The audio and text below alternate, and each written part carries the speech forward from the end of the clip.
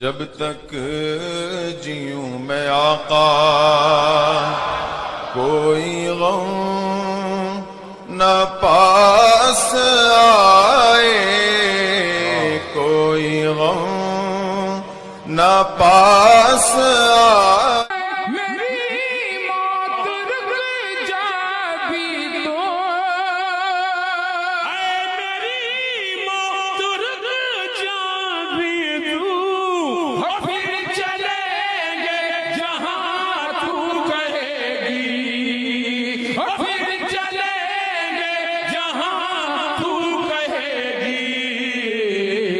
अपनी मशीक़े तसव्वुर में अपनी मशीक़े तसव्वुर में अल्लाह के नबी सल्लल्लाहु अलैहि वसल्लम को रब तबारक व तआला ने मेराज कराई और कुरान अज़ीम में इसका जिक्र भी किया और हदीस में बड़ी तफसीलात आई। सवाल ये पैदा होता है कि हुज़ूर सल्लल्लाहु अलैहि वसल्लम को मेराज कराने की क्या जरूरत थी? मेराज का मकसद क्या था? तो उसके सिवा अगर हम मकासिद पर गुफ्तगू करें तो ये रातें छोटी है, लेकिन मुख्तसर तौर पर मैं दो चार बातें अर्ज करता चलूं कि पिछले अंबिया इकराम को अल्लाह ताला ने मोजिज़े अता फरमाए। हर नबी जब दुनिया में आता है तो मोजिज़ात के साथ आता है और अपने मोजिज़ों के जरिए अल्लाह की तरफ बंदों को राग़िब करता है। मोजिज़े दिखाकर वो ये जाहिर करता है कि जिस रब ने मुझे भेजा उसने ये ताकत और कुव्वत दी। तो जब देने वाले की ताकत और कुव्वत का ये आलम है, जिसको दी गई इसका ताकत का ये आलम है, तो जिसने दिया वो कितना कवि और ताकतवर होगा। क्या कहने तो हर नबी को अल्लाह ने कुछ ना कुछ मोजिज़े दिए। अगर सुलेमान अलैहिस्सलाम को हम देखें तो अल्लाह ताला ने उनको तख्त का मोजिज़ा, एक ऐसा तख्त अता फरमाया सुलेमान अलैहिस्सलाम को कि जिस पर आप बैठ जाते, जिन्नात और शयातीन उस तख्त को लेकर उड़ते। और तख्त की रफ्तार का ये आलम था कि आज इतनी तरक्की के बावजूद भी कोई ऐसी सवारी और कोई ऐसी हवाई जहाज वगैरह नहीं बन पाया कि उस तेज रफ्तारी के साथ सफर कर सके। हजरत सुलेमान अलैहिस्सलाम के तख्त को जब जिन्नात लेकर उड़ते थे तो रफ्तार का ये आलम होता था कि पलक झपकने तक मशरिक से मगरिब में पहुंच जाते थे। ये तेज रफ्तारी का आलम था उनके तख्त का, ये मोजेज़ा था उनका। शयातीन और जिन्नात भी उनके काबू में दे दिए अल्लाह ताला ने। जिन्नात पर भी वो हुकूमत करते थे और शयातीन पर भी हुकूमत थी उनकी। इसी तरह हज़रत मूसा अलैहिस्सलाम को अगर आप देखें तो जनाब मूसा अलैहिस्सलाम को अल्लाह ताला ने बहुत सारे मोजेज़े दिए, जिसमें से दो मोजेज़े बहुत मशहूर है जिसका जिक्र कुरान में है। एक मोजेज़ा था असा का मोजेज़ा। असा यानी एक लाठी थी, आपको एक अल्लाह ने लाठी अता की। लाठी का ये आलम था कि अगर आप पानी पर मारे तो पानी और दरिया फट जाया करते थे, जमीन पर फेंक दे तो बहुत बड़े अज़दा में तब्दील हो जाता था। दूसरा मोजेज़ा था यद बैसा। यद बैसा ये था कि आप अपने हाथ को अपनी बगल में ऐसा दबाते और जब बाहर निकालते तो उससे ऐसी रोशनियां फूटती कि उस रोशनी की सामने आंखें चुनिया जाती थी, गोया एक तरह से सूरज और चांद की रोशनी फीकी पड़ जाती थी। इस मोजेज़े को यद बैसा का नाम दिया गया। इसी तरह अगर आप देखें हजरत ईसा अलैहिस्सलाम को तो अल्लाह ताला ने मसीहाई का मोजेज़ा दिया। आप बीमारों को शिफा अता फरमाते, कोढ़ियों को अच्छा कर देते, मादरजाद अंधों के आंखों पर अपना दस्ते मुबारक अपना हाथ रखते, बीना हो जाते, मुर्दे की तरफ फूंक मारते और कहते कुम बिइज़्निल्लाह, जिंदा हो जा अल्लाह के हुक्म से, मुर्दा जिंदा हो जाता था। हर नबी को उस जमाने के एतबार से मोजेज़े दिए गए। सुलेमान अलैहिस्सलाम के जमाने में जादू का जोर बहुत ज्यादा था, तो अल्लाह ताला ने वो ताकत और कुव्वत दी कि जिन्नात और शयातीन सब आपके काबू में। हजरत मूसा अलैहिस्सलाम के जमाने में भी जादुओं का बड़ा जोर रहा और फिरौन के दरबार में बेशुमार जादूगर हुआ करते थे। एक ऐसा मोजेज़ा दिया कि जिसने सारे जादूगरों के जादू को खत्म कर दिया और उनको आजिज कर दिया। ईसा अलैहिस्सलाम के जमाने में तिब का बड़ा उरूज था। तिब यानी मेडिकल साइंस, बड़े बड़े हकीम अतिब्बा और बड़े बड़े तबीब उस वक्त हुआ करते थे, जिनको अपने फन पर और अपने इल्म पर बड़ी फक्र घमंड था और महारत हासिल थी। अल्लाह ताला ने ईसा अलैहिस्सलाम को ऐसा मौजज़ा दिया कि जिसने सारे अतिब्बा और हकीमों की अक्लों को हैरान कर दिया। इसलिए कि हकीम दवाओं से शिफा तो दे सकते थे, लेकिन रुए जमीन पर आज तक भी कोई ऐसा हकीम नहीं हुआ कि जो छू दे तो अब मादरजात अंधे को बीना कर दे, छू दे तो कोड़ी को अच्छा कर दे, हत्ता ये कि जो है मरे हुए मुर्दे को अगर ठोकर मार दे तो जिंदा कर दे। आज भी कोई ऐसा डॉक्टर और हकीम पैदा नहीं हुआ। अल्लाह ताला ने ऐसा मौजज़ा हजरत ईसा को देकर तमाम तिब के जानने वाले और फक्र करने वालों को लाजवाब कर दिया और खामोश कर दिया। तो अंबिया के जो मौजज़े होते हैं वो सब पर फौकियत रखते हैं। हुज़ूर सल्लल्लाहु अलैहि वसल्लम को अल्लाह ने मेराज इसलिए अता फरमाई कि रब तबारक व तआला आलिमुल गैब है। वो जानता था कि आने वाले जमाने में लोग साइंस की बुनियाद पर वो तरक्की करेंगे कि तेज रफ्तार सवारियां बनाएंगे। लोग अपनी सवारियों की बुनियाद पर, अपने रॉकेट और अपने हवाई जहाजों की बुनियाद पर घंटों का सफर मिनटों में कर लेंगे, यहां तक कि चांद पर कमंडे डालेंगे और चांद पर जाने के दावे करेंगे। साइंस का उरूज बहुत ज्यादा होगा, साइंस की तरक्की होगी, इल्म तिब की तरक्की होगी। जो पिछले दौर में जितनी तरक्कियां थी उससे कई गुना ज्यादा तरक्की होंगी। अल्लाह ताला ने सिर्फ एक मेराज देके रसूलुल्लाह को इतना बुलंद फरमा दिया कि सारे तरक्कियों का जवाब एक सफर मेराज में मिल जाता है। इसलिए कि अल्लाह ताला ने बुराक ऐसी सवारी रसूलुल्लाह को अता की जो सुलेमान अलैहिस्सलाम का तख्त भी उसके सामने फीका नजर आता है और दुनिया की कोई सवारी बुराक की रफ्तार का मुकाबला कर ही नहीं सकती। यहां तक कि रब तबारक व तआला जानता था कि इंसान चांद पर जाकर घमंड करेगा। अल्लाह ताला ने अपने महबूब को अपनी बारगाह में बुलाकर, आसमानों से परे बुलाकर ये बता दिया कि चांद मेरे महबूब के सफर का एक निशाने मंजिल से ज्यादा कोई हैसियत नहीं रखता। वाह वाह वाह। मेरे महबूब की गर्द गुबार का एक जर्रा की मानिंद है चांद, उससे ज्यादा उसकी कोई हैसियत नहीं। गर्ज के रब तबारक व तआला ने एक मेराज के ही सफर में ऐसे मौजज़ात हुजूर के जरिए जाहिर किए कि जो पिछले अंबिया के मौजज़ात से भी बढ़कर थे, उसका जवाब थे और दुनिया के हर तरक्की याफ्ता इंसान का जवाब। अब इसकी हिकमत इंशाअल्लाह आगे आएंगी, लेकिन याद रखिए कि जितने अहले ईमान हैं वो मेराज के वाकयात पढ़ते हैं तो नबी करीम सल्लल्लाहु अलैहि वसल्लम का मौजज़ा मानकर उसको तस्लीम कर लेते हैं।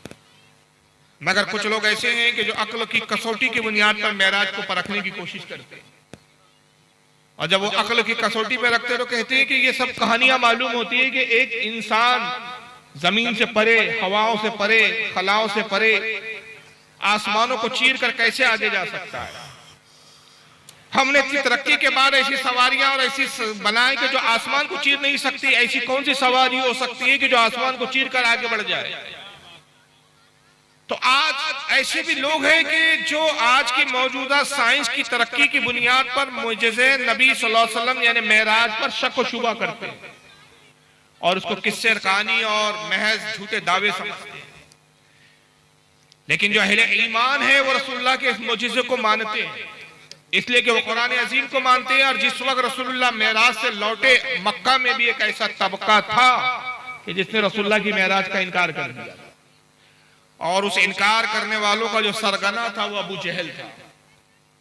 सबसे पहला शख्स अबू जहल है। पता चला कि नबी के जो मौजज़े का इनकार करता है वो अपने वक्त का अबू जहल जाहिलों का बाप हुआ करता है। क्या उसको रसूलुल्लाह ने अबू जहल यानी जाहिलों का बाप कहकर उसको मुखातिब और उसने इसी बुनियाद पर मेराज का इनकार किया कि एक इंसान इतना तेज रफ्तारी के साथ सफर नहीं कर सकता, एक इंसान आसमानों को चीर कर नहीं जा सकता और एक इंसान ऐसा सफर नहीं कर सकता कि जब जाए तो रात का एक छोटा सा हिस्सा और आए तो उसी हिस्से में लौट भी आए, रात भी मुकम्मल ना हो और सफर मुकम्मल हो जाए।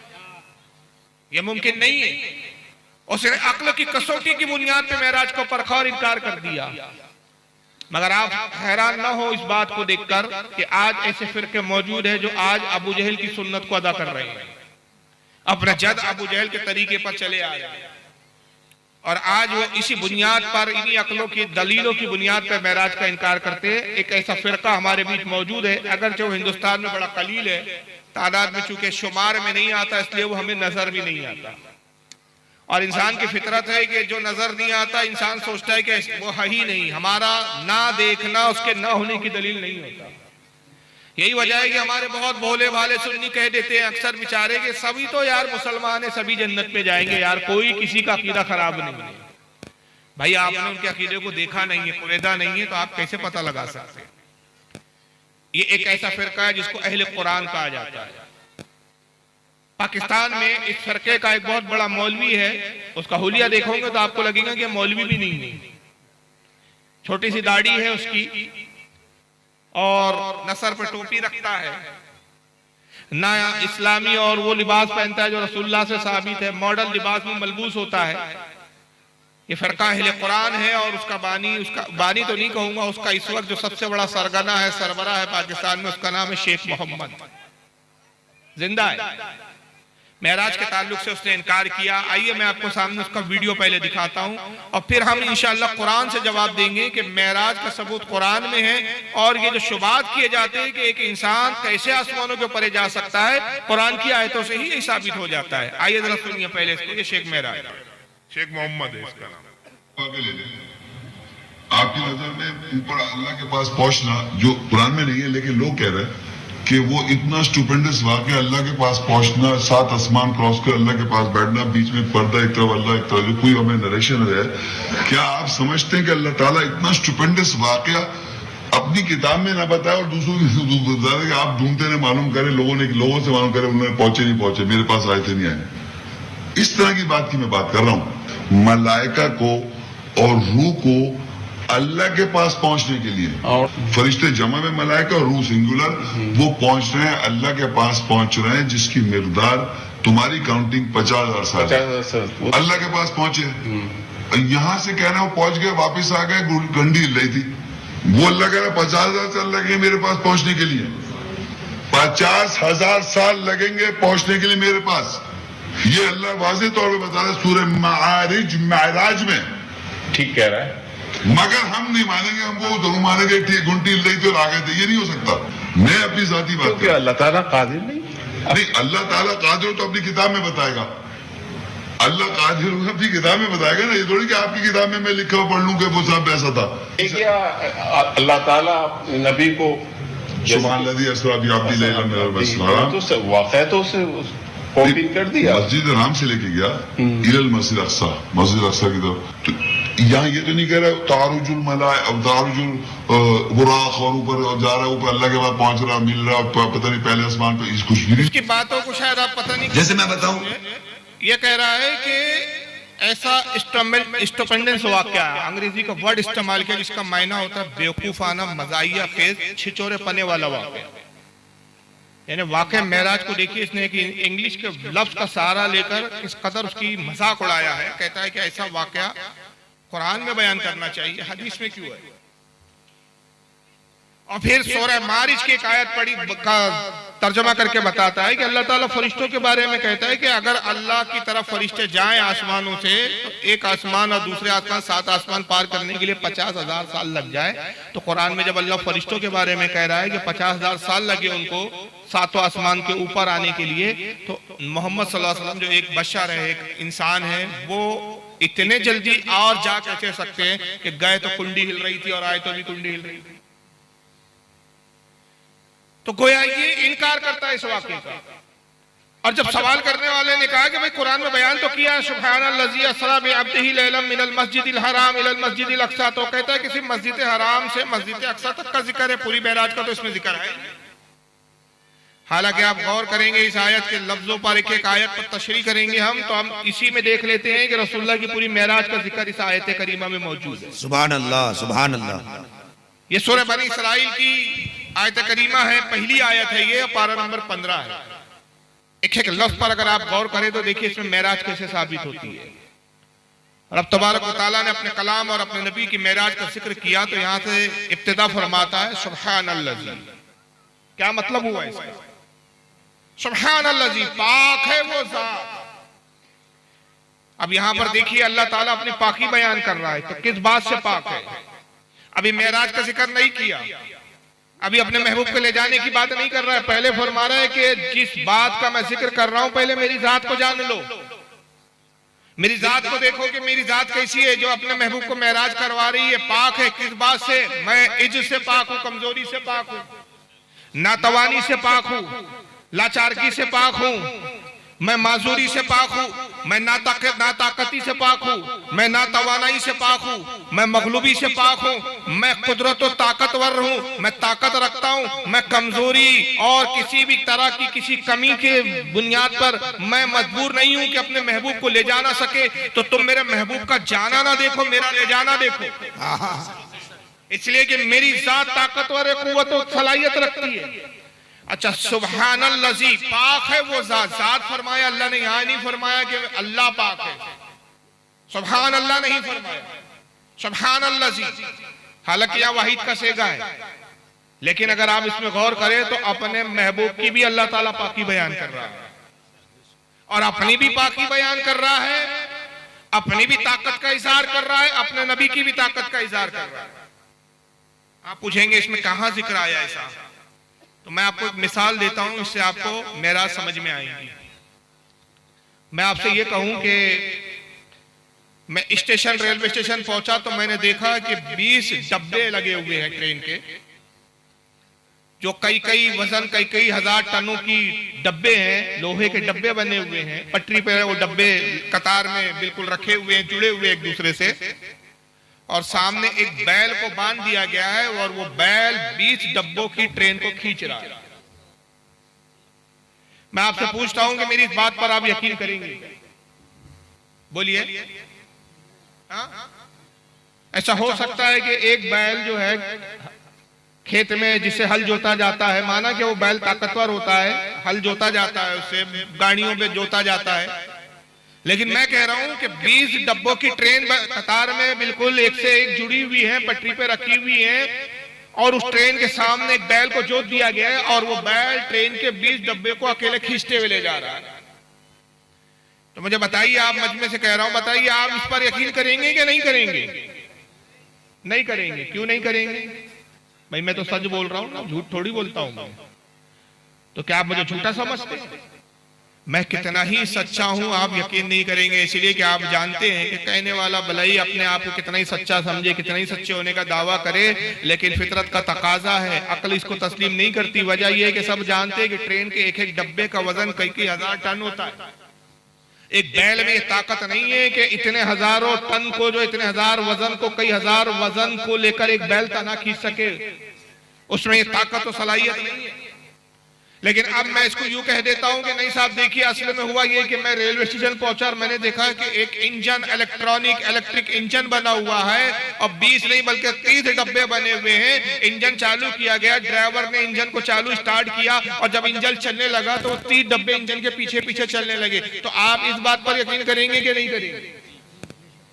आप करेंगे। क्यों? इसलिए कि आप जानते हैं कि इंजन भला एक डब्बे के साइज का होता है, उसका भी साइज एक डब्बे के ही बराबर होता है, लेकिन ताकत उसमें उतनी होती है कि 30-40 डब्बों को खींच सकता है। तो आपने इस बात को तस्लीम कर लिया, इसलिए तस्लीम कर लिया कि आप जानते और मानते हैं इस बात को कि इंजन में ताकत है। तो पता चला कि शय में ताकत हो खींचने की तो आप यकीन करते हैं, जो शय से खींचा जा रहा है उसमें ताकत ना हो तो आप उस पर यकीन नहीं करते। तो यहाँ रब तबारक व तआला इरशाद फरमा रहा है, सुब्हानल्लाज़ी, पाक है वो जात जो अपने महबूब को मेराज ले गई। तो अल्लाह गोया फरमा रहा है कि तुम मेरे महबूब का बशर होना देख रहे हो, इंसान होना देख रहे हो, पहले ये तो देखो ले जाने वाला कौन है। वाह वाह वाह वाह। मैं ले जाना जानता हूं क्योंकि मैं ताकत और कुव्वत वाला हूं, मुझ में ये सलाहियत है।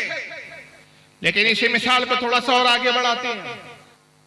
अब इंजन तो बहुत पावरफुल है, मैंने देखा कि इंजन बहुत ताकतवर है, बिल्कुल नया है, न्यू ब्रांड का बना हुआ है, लेकिन उसमें डब्बे ऐसे कुछ लगे बंधे हुए, उस इंजन से जो डब्बे जोड़े गए उनके चक्के जाम हैं, कुछ के चक्के टूटे हुए हैं, कुछ के व्हील जो है वो लगे हुए नहीं है पूरी तरह डब्बों पर। और अब इंजन चालू किया गया, मुझे बताइए अगर डब्बों के चक्के और व्हील ठीक ना हो तो क्या वो डब्बे इंजन के साथ चल पाएंगे? बोलिए नहीं, वो डब्बे पटरी से उतर जाएंगे, एक्सीडेंट हो जाएगा, पलट जाएंगे, लेकिन वो इंजन के साथ चल नहीं पाएंगे। क्यों?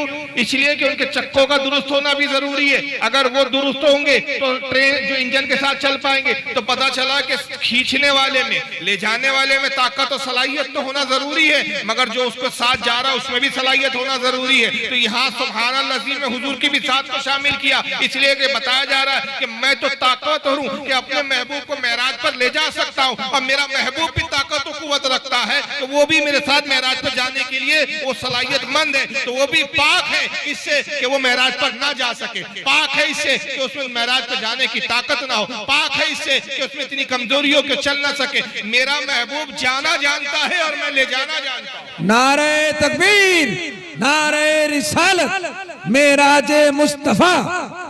वाह वाह। तो सुब्हानल्लाजी ने ही बता दिया कि हुजूर सल्लल्लाहु अलैहि वसल्लम मेराज करने की कुदरत रखते हैं और रब तबारक व तआला अपने महबूब को मेराज कराने की कुदरत रखता है।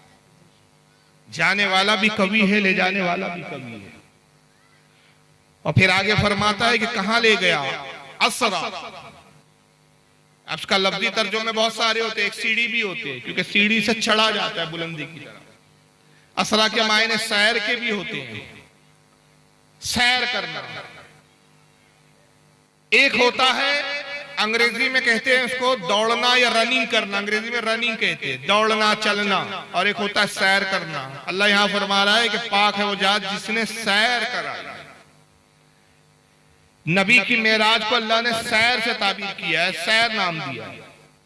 सैर कैसा करता है, जरा इस पर गौर करें। एक साहब को मैंने देखा कि बहुत तेजी से दौड़ते हुए जा रहे हैं। हमने उनसे पूछा भाई कहां जा रहे हैं, क्यों दौड़ रहे हो? तो कहा भाई मैं सैर कर। हम कहेंगे भाई सैर तो ऐसी नहीं होती, आप सैर नहीं कर रहे बल्कि दौड़ रहे हैं। दौड़ना और होता है, सैर करना और होता है। आदमी जब सुबह सुबह फज्र की नमाज पढ़ने के बाद निकलता है तो सैर कैसे करता है? आहिस्ता आहिस्ता चलता है, सैर धीरे धीरे होती है। सैर का मतलब ही यही होता है कि आसपास के मनाजिर को देखकर इंसान लुत्फानंदोज होता है, मनाजिर को देखता है, खुश होता है, धीरे धीरे चलता है। इसी को सैर कहा जाता है कि आसपास के मनाजिर से लुत्फानंदोज हुआ जाए। लेकिन एक शख्स रफ्तार से भाग रहा है, तेज रफ्तार से भाग रहा है, आसपास के न मनाजिर देख रहा है, आजू बाजू के हालात से बेखबर, और कहे कि भाई सैर कर रहे हैं, तो उसको कहा जाता है सैर नहीं कर रहे हैं। सैर का मतलब होता है धीरे चलना। मगर नबी पाक सल्लल्लाहु अलैहि वसल्लम के सफर पर कुर्बान जाइए, हुजूर सल्लल्लाहु अलैहि वसल्लम जब मेराज के सफर पे निकलते, वुजू करके निकलते हैं, आप हरम में नमाज पढ़ते हैं और पूरी सफर मेराज होती है। जन्नत भी देख लेते हैं आप, चांद और सूरज से भी आगे परे निकल जाते हैं, आसमानों को भी पार कर जाते हैं, दोज़ख को भी मुलाहिजा कर लेते हैं, फरिश्तों से भी मुलाकात हो जाती है, अंबिया से भी मुलाकात हो जाती है। और ये जब जाकर रब से मुलाकात करके लौटते हैं तो जो पानी वुजू का था वो जमीन में जज्ब नहीं हुआ था, जो दरवाजे की कुंडी छोड़ दी थी आपने हिलती हुई, वो कुंडी हिल रही थी, यानी एक लम्हा गुजरा, एक लम्हे में सारी मेराज हो गई। तो जब सैर में तेज रफ्तारी का ये आलम है तो अंदाजा लगाइए कि जब हश्र के दिन नबी पाक सल्लल्लाहु अलैहि वसल्लम अपने गुनाहगार उम्मती की आवाज पर उसकी शफाअत के लिए आएंगे तो रफ्तार का आलम क्या होगा? वहां तो सरकार तेज रफ्तारी से आएंगे। तो पता चला कि नबी पाक सल्लल्लाहु अलैहि वसल्लम को अल्लाह ने वो इख्तियार दिया कि जब सैर में ये रफ्तार है तो आपकी सफर की रफ्तार का आलम क्या होगा? सफर आदमी तेजी से करता है, सैर सुस्ती से करता है। इतने तेज रफ्तार सफर को अल्लाह ने सैर से ताबीर किया। तो हुजूर सल्लल्लाहु अलैहि वसल्लम जब सफर फरमाए तो अंदाजा लगाइए कि फिर रफ्तार कितनी तेज है, उसका कोई अंदाजा नहीं लगा सकता। फिर आगे अल्लाह फरमाता है बेअब्दी, किसको सैर करवाई, किसको मेराज करवाई? अपने बंदे को। और ये बेअब्दी ही कहकर बहुत सारे यहाँ मसले हल हो गए कि ये मेराज जिस्म के साथ है, इसलिए कि अरबी जानने वाले जानते हैं कि अब्द का इतलाक रूह और जिस्म पर होता है, जिसको अरबी जबान में कहते हैं रूह माल जसद।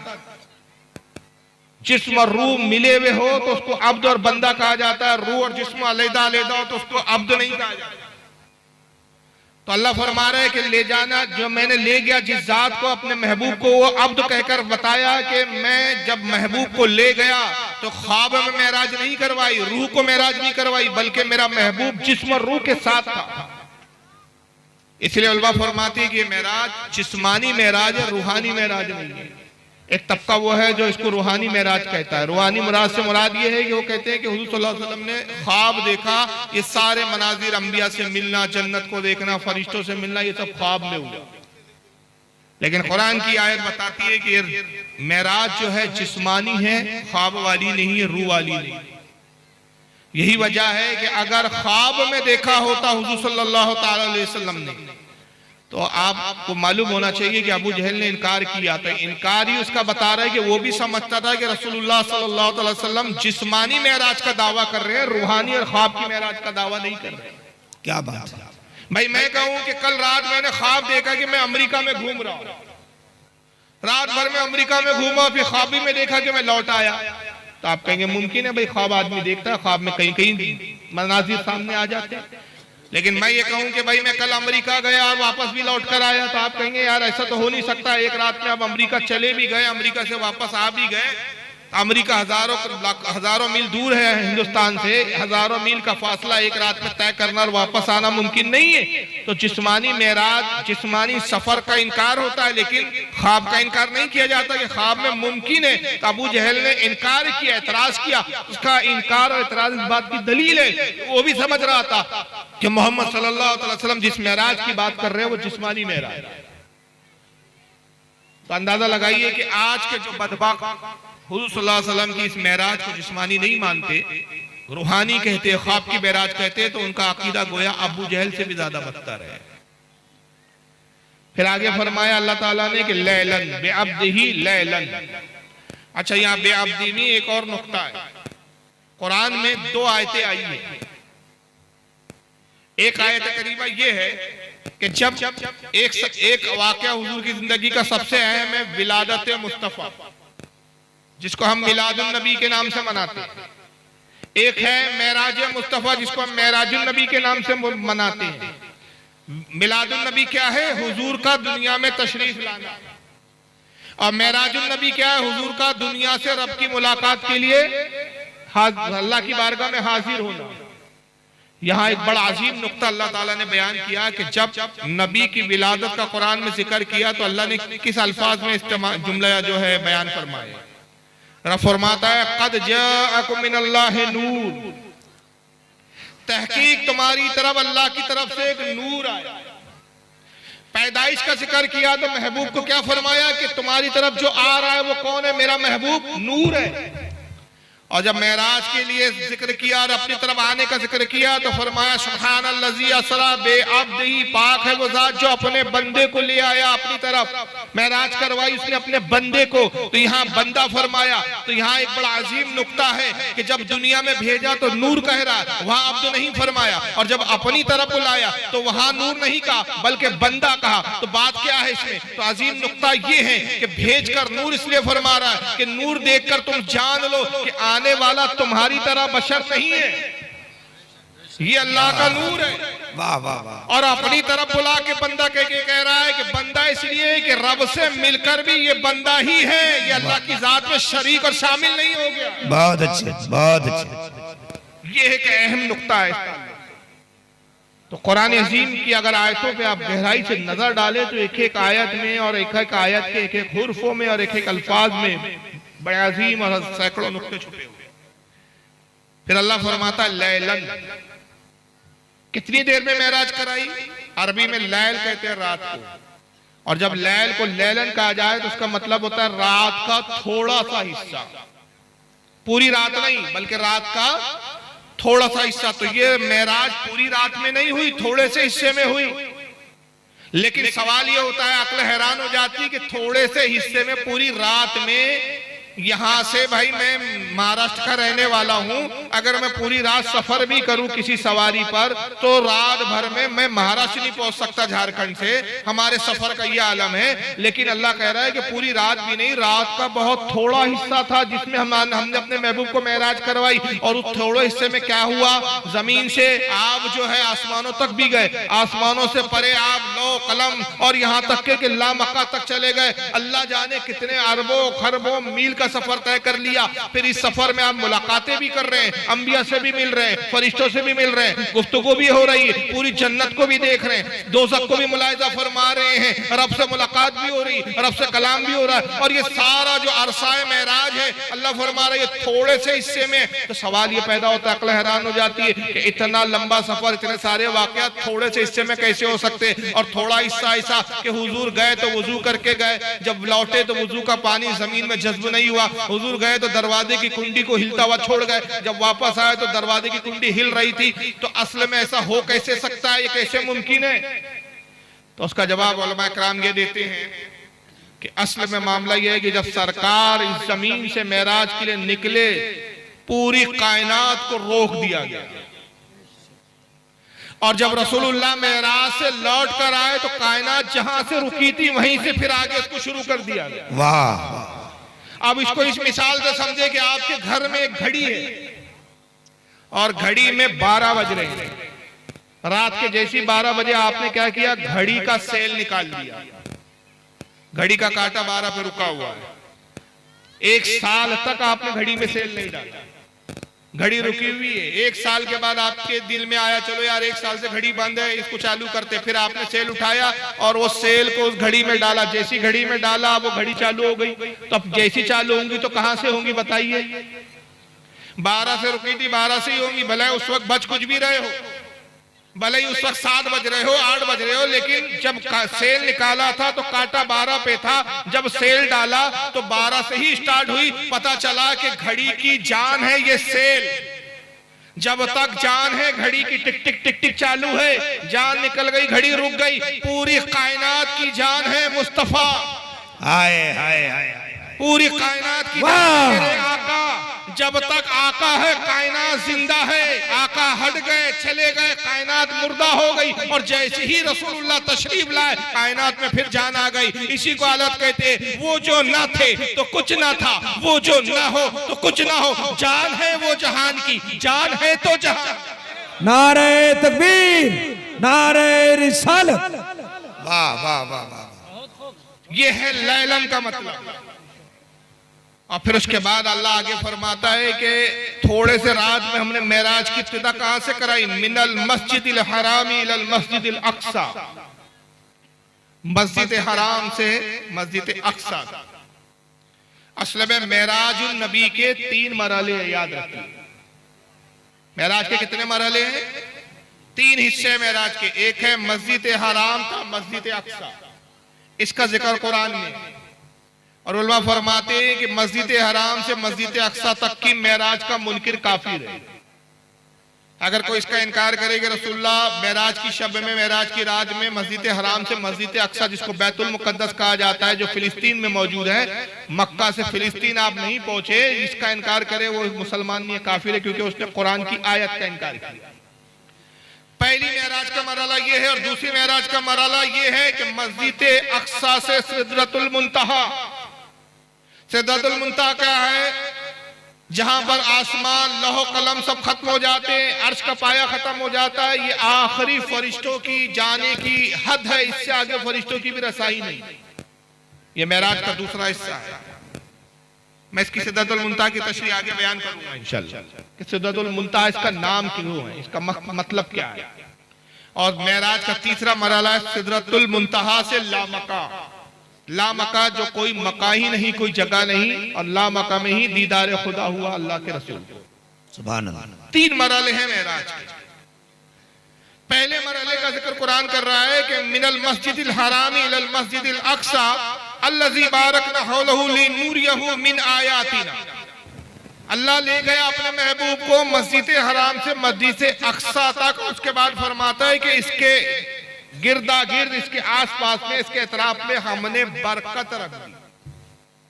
बरकत तो मस्जिद में होनी चाहिए थी, अल्लाह बरकत में, यहाँ मस्जिद का जिक्र नहीं कर रहा है। मस्जिद अक्सा मस्जिद है, इस्लाम की पहली मस्जिद है, सबसे पहली मस्जिद जो तामीर की गई इबादत के लिए, खाने काबा के से भी पहले मस्जिद अक्सा। 17 महीने तक अल्लाह के नबी सल्लल्लाहु अलैहि वसल्लम ने मस्जिद अक्सा की तरफ रुक करके नमाज पढ़ी। बाद में फिर अल्लाह के हुक्म से खाने काबा किबला बना। हजरत सुलेमान अलैहिस्सलाम ने मस्जिद अक्सा की तामीर जो है मुकम्मल की। याकूब अलैहिस्सलाम ने उसकी तामीर की, उसकी इब्तिदा की, सुलेमान अलैहिस्सलाम ने उसको मुकम्मल किया। इसको अल्लाह ने अपनी मस्जिद फरमाया। किबले अव्वल भी कहा गया इसको। किबले अव्वल है, मस्जिद है, लेकिन अल्लाह फरमा रहा है इसके इर्द गिर्द हमने बरकतें रखी, इसके आसपास भी बरकत है। मस्जिद में तो है ही बरकत, लेकिन इसके इर्दा गिर्द आसपास भी बरकत है। इसकी वजह क्या है? तो उलमा इकराम फरमाते इसकी वजह यह है कि मस्जिद अक्सा के इर्द गिर्द कई 100 अंबिया इकराम की मज़ारें हैं, जिसमें हजरत सुलेमान अलैहिस्सलाम की भी मज़ार है, हजरत हूद अलैहिस्सलाम की भी मज़ार है, हजरत इब्राहिम अलैहिस्सलाम की मज़ार है, कई अंबिया, कई सौ अंबिया इकराम है जिनकी मज़ार मस्जिद के इर्द गिर्द है। तो अल्लाह फरमाता है हमने इसके मस्जिद अक्सा के इर्द गिर्द बरकत रखी, इसलिए बरकत रखी कि यहाँ हमारे महबूबों की मज़ारें हैं। तो पता चला जहाँ अल्लाह के महबूबों की कब्रें होती है वहां बरकत होती है। यही वजह है कि हम बुजुर्गान दीन की मज़ारों पर हाजिर और बुजुर्गान दीन की मज़ारों पर हाजिर होकर वहां से अल्लाह की बरकतों को अपने दामनों में समेट लेते। ऐलान नबुव्वत का इख्तिलाफ है यहाँ पर 7वां साल है, यानी हुजूर को ऐलान नबुव्वत किए हुए 7 साल गुजर चुके हैं। बाज़ ने कहा 10वां साल, बाज़ ने 11 कहा, बाज़ ने 8 कहा, मुख्तलिफ रिवायतें, लेकिन ज्यादातर जिस पर इत्तेफाक है वो ऐलान नबुव्वत का 7वां साल, 27 रजब की तारीख। अल्लाह के नबी सल्लल्लाहु अलैहि वसल्लम अपनी चचाजाद बहन हजरत उम्मे हानी के घर आराम फरमा रहे हैं, और उम्मे हानी जो हजरत मौला अली रजी अल्लाह तआला अन्हु की सगी बहन है, हुजूर की चचाजाद बहन है, हजरत अली की सगी बहन, अबू तालिब की बेटी है। इनके घर पे रसूलुल्लाह आराम कर रहे हैं, और आराम करने के लिए जब घर में तशरीफ ले जाते हो तो अपनी फुफीजाद बहन उम्मे हानी से कहते हैं कि तुम दरवाजे पे बैठ जाओ और किसी को अंदर आने ना दो, इसलिए क्या है मेरी बहन आज बड़ी मुबारक रात है, क्योंकि हुजूर को गोया पता था कि आज मुझे मेराज कराई जाने वाली है। माशाअल्लाह। जिब्रील अलैहिस्सलाम हाजिर होते हैं, हजरत उम्मे हानी एक डंडा लेके रसूलुल्लाह के हुजरे के बाहर, जहां सरकार जिस हुजरे में आराम कर रहे हैं, डंडा लेके पहरा दे रही है। लेकिन जब फरिश्तों की आमद हुई, एक ठंडी हवा और एक आराम और राहत वाली हवाएं चलने लगी, हजरत उम्मे हानी की नींद लग गई। ये अल्लाह की हिकमत कि उम्मे हानी तो ये समझे कि महबूब इस कमरे से गई नहीं, मगर हुजूर इस कमरे से चले भी जाए, मेराज का सफर भी हो जाए, वापस लौट भी जाए। हजरत जिब्रील अलैहिस्सलाम 50,000 फरिश्तों के साथ आते हैं, और ये वो फरिश्ते हैं जो कई हजार फरिश्तों का, हर फरिश्ता उसमें कई हजार फरिश्तों का सरदार। ये हाजिर होते हैं, और हाजिर होने के बाद रसूलुल्लाह के हुजरे पाक में जब दाखिल होते हैं तो देखते हैं कि सरकार सल्लल्लाहु अलैहि वसल्लम आराम फरमा रहे हैं। अच्छा, अब सवाल ये पैदा होता है कि जब हुजूर को मेराज पे ले जाना तो तन्हा जिब्रील भी काफी थे, 50,000 फरिश्तों को लाने की क्या जरूरत थी? साथ में बुराक आपकी सवारी भी है। यहां पर रसूलुल्लाह का मकाम और मर्तबा अल्लाह की बारगाह में पता चलता है कि देखिए, जब किसी को दावत दी जाती है, बुलाया जाता है, तो 3 की तरह से दावत होती है। एक दावत देने का ये तरीका होता है कि आप किसी को बुलाना चाहते हैं तो आपने ये किया कि उसको पैगाम भिजवा दिया, किसी के जरिए पैगाम दिया कि भाई जाइए फुला साहब को कहिए कि फुला तारीख को फुला दिन में हमारे यहाँ दावत है, आप तशरीफ लाइए। घर का कोई फर्द गया, कोई नौकर चाकर गया, उसने दावत दे दी। एक तरीका है जैसे हमारे शादियों में कार्ड दे दिया जाता है, ठीक है, आपने कार्ड दिया, दावत दी, वही इज्जत दी, इज्जत अफजाई की। दूसरा ये होता है कि मेहमान और मुअज़्ज़ज़ हो, मेहमान अहमियत रखता हो तो सवारी भेजी जाती है। सवारी भेजी जाती है कि भाई जाइए, वो हमने जिनको दावत दी हमारे मेहमान है, उनको सवारी पर ले आइए। जब सवारी भेजी गई तो पता चला कि भाई मेहमान बड़ा मुअज़्ज़िज़ है, ये आम मेहमान नहीं है कि ये खुद अपनी सवारी से आए, बल्कि इसके लाने के लिए बाकायदा सवारी भेजी गई है। और तीसरा ये होता है कि सवारी के साथ साहिबे खाना अपने घर के, अपने अहले खाना के खाद अफराद को भेज दे के जाइए, तुम साथ में लेकर आइए। तो पता चला कि भाई मेहमान और ज्यादा मुअज़्ज़ज़ है कि सवारी भी भेजी गई, दावत भी भेजी गई, पैगाम भी भेजा गया, और लाने के लिए घर के मुअज़्ज़ज़ तरीन अफराद को भी भेजा गया। तो नबी पाक सल्लल्लाहु अलैहि वसल्लम आम मेहमान नहीं है, परवरदिगार आलम के सबसे अजीम है। तो रब तबारक व तआला ने पैगाम भी भेजा कि महबूब तुमने इस रात में मेराज करवानी है। फिर अपने खास फरिश्तों में तमाम फरिश्तों के सरदार जिब्रील और उनके साथ 50,000 फरिश्तों को भी भेजा, और साथ में बुराक की सवारी भी भेजी, ताकि मेरे महबूब को बड़े इज्जत और एहतराम के साथ लाया जाए। जब जिब्रील आते हैं, देखते हैं कि सरकार सल्लल्लाहु अलैहि वसल्लम आराम फरमा रहे हैं। ये भी बड़ी अजीब हिकमत थी कि रोजाना आप रात भर जागा करते थे, इतना जाग जाग के इबादत करते हैं कि बुखारी शरीफ की हदीस है, हज़रत उम्मुल मोमिन आयशा सिद्दीका फरमाती है कि हुजूर रात भर इतनी इबादत में मशगूल होते हैं कि आपके पाए मुबारक में, आपके पैर शरीफ में वरम आ जाता, पैर फूल जाते, बाज़ औक़ात फट पड़ते और उसमें से खून मुबारक जारी हो जाता। हज़रत आयशा कहती है, मैं अर्ज़ करती या रसूलुल्लाह सल्लल्लाहु तआला अलैहि वसल्लम, आप तो अल्लाह के महबूब बंदे हैं, अल्लाह ने आपके तुफैल में आपकी उम्मतियों के गुनाह को बख्श दिया, आप क्यों इतनी तकलीफ उठाते हैं? हुजूर फरमाते हैं, आयशा अल्लाह ने तमाम फरिश्तों का मुझे सरदार बना दिया, क्या मैं उसका शुक्र अदा ना करूं? वाह वाह।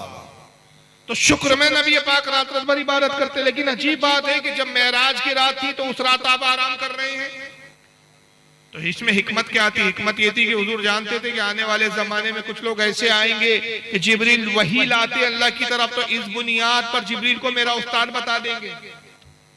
तो आज मैं वाज़े कर दूं कि उस्ताद और शागिर्द में क्या फर्क है, कौन किसका शागिर्द है और कौन किससे अफजल है। तो कहीं ऐसा ना हो कि जिब्रील को मुझसे अफजल करार दे दिया जाए, जिब्रील को मेरा उस्ताद कह दिया जाए कि भाई जिब्रील ही तो वही लाते थे, अगर जिब्रील वही ना लाते तो हुजूर को क्या इल्म होता, हुजूर को क्या पता चलता? तो सारे उलूम के देने वाले जिब्रील है। तो आज रसूल ने चाहा कि मैं जिब्रील की हैसियत बता दूं और अपना मकाम बता दूं, तो आप कसदन आराम फरमाते हैं। जिब्रील अलैहिस्सलाम देखते हैं कि हज़रत नबी पाक सल्लल्लाहु अलैहि वसल्लम आराम कर रहे हैं, आंखें बंद है, हालांकि आप सोए नहीं है। इसलिए कि सही बुखारी की एक दूसरी हदीस है, हुजूर फरमाते अंबिया सोते नहीं है, अंबिया की आंखें बंद होती है, दिल बेदार होता है।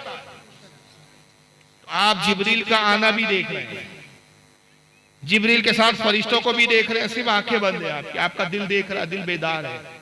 जिब्रील ने देखा रसूलुल्लाह आराम कर रहे हैं, ख्याल आता है हुजूर को बेदार करता उठाता हूं, हुजूर की नींद में खलल आता, हुजूर के आराम में खलल आएगा, बेअदबी हो जाएगी। अंदाजा लगाइए, जो जिब्रील फरिश्तों का सरदार होके नबी को बेदार करने में भी बेअदबी समझे, कितना बदबख्त हुआ है कि खुलकर बड़ी बड़ी गुस्ताखियां कर देते हैं और फिर भी कहते हैं कि हम गुस्ताख नहीं है और ये गुस्ताखी नहीं, एहसास तक नहीं होता गुस्ताखी। फिर दूसरा ख्याल आता है कि अल्लाह ताला ने हुक्म दिया मेरे महबूब को मेराज पर लाओ, अगर नहीं ले जाता हूं तो अल्लाह के हुक्म की हुक्मदोली होती है।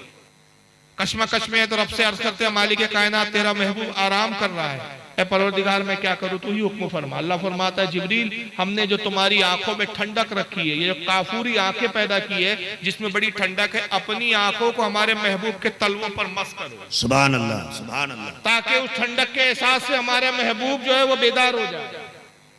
जिब्रील ने वैसा ही किया, अपने सर को और अपनी आंखों को रसूलुल्लाह के तलवे पर रख दिया और मस करने लगे, गोया बता दिया और हुजूर ने जाहिर कर दिया कि देखो आज जिब्रील का दर्जा और मकाम देख लो और मेरा दर्जा और मकाम देख लो कि जहां मेरे पैर है जिब्रील का सर है, तो गोया जहां जिब्रील की इंतहा है वहां से मेरी इब्तिदा है। वाह वाह।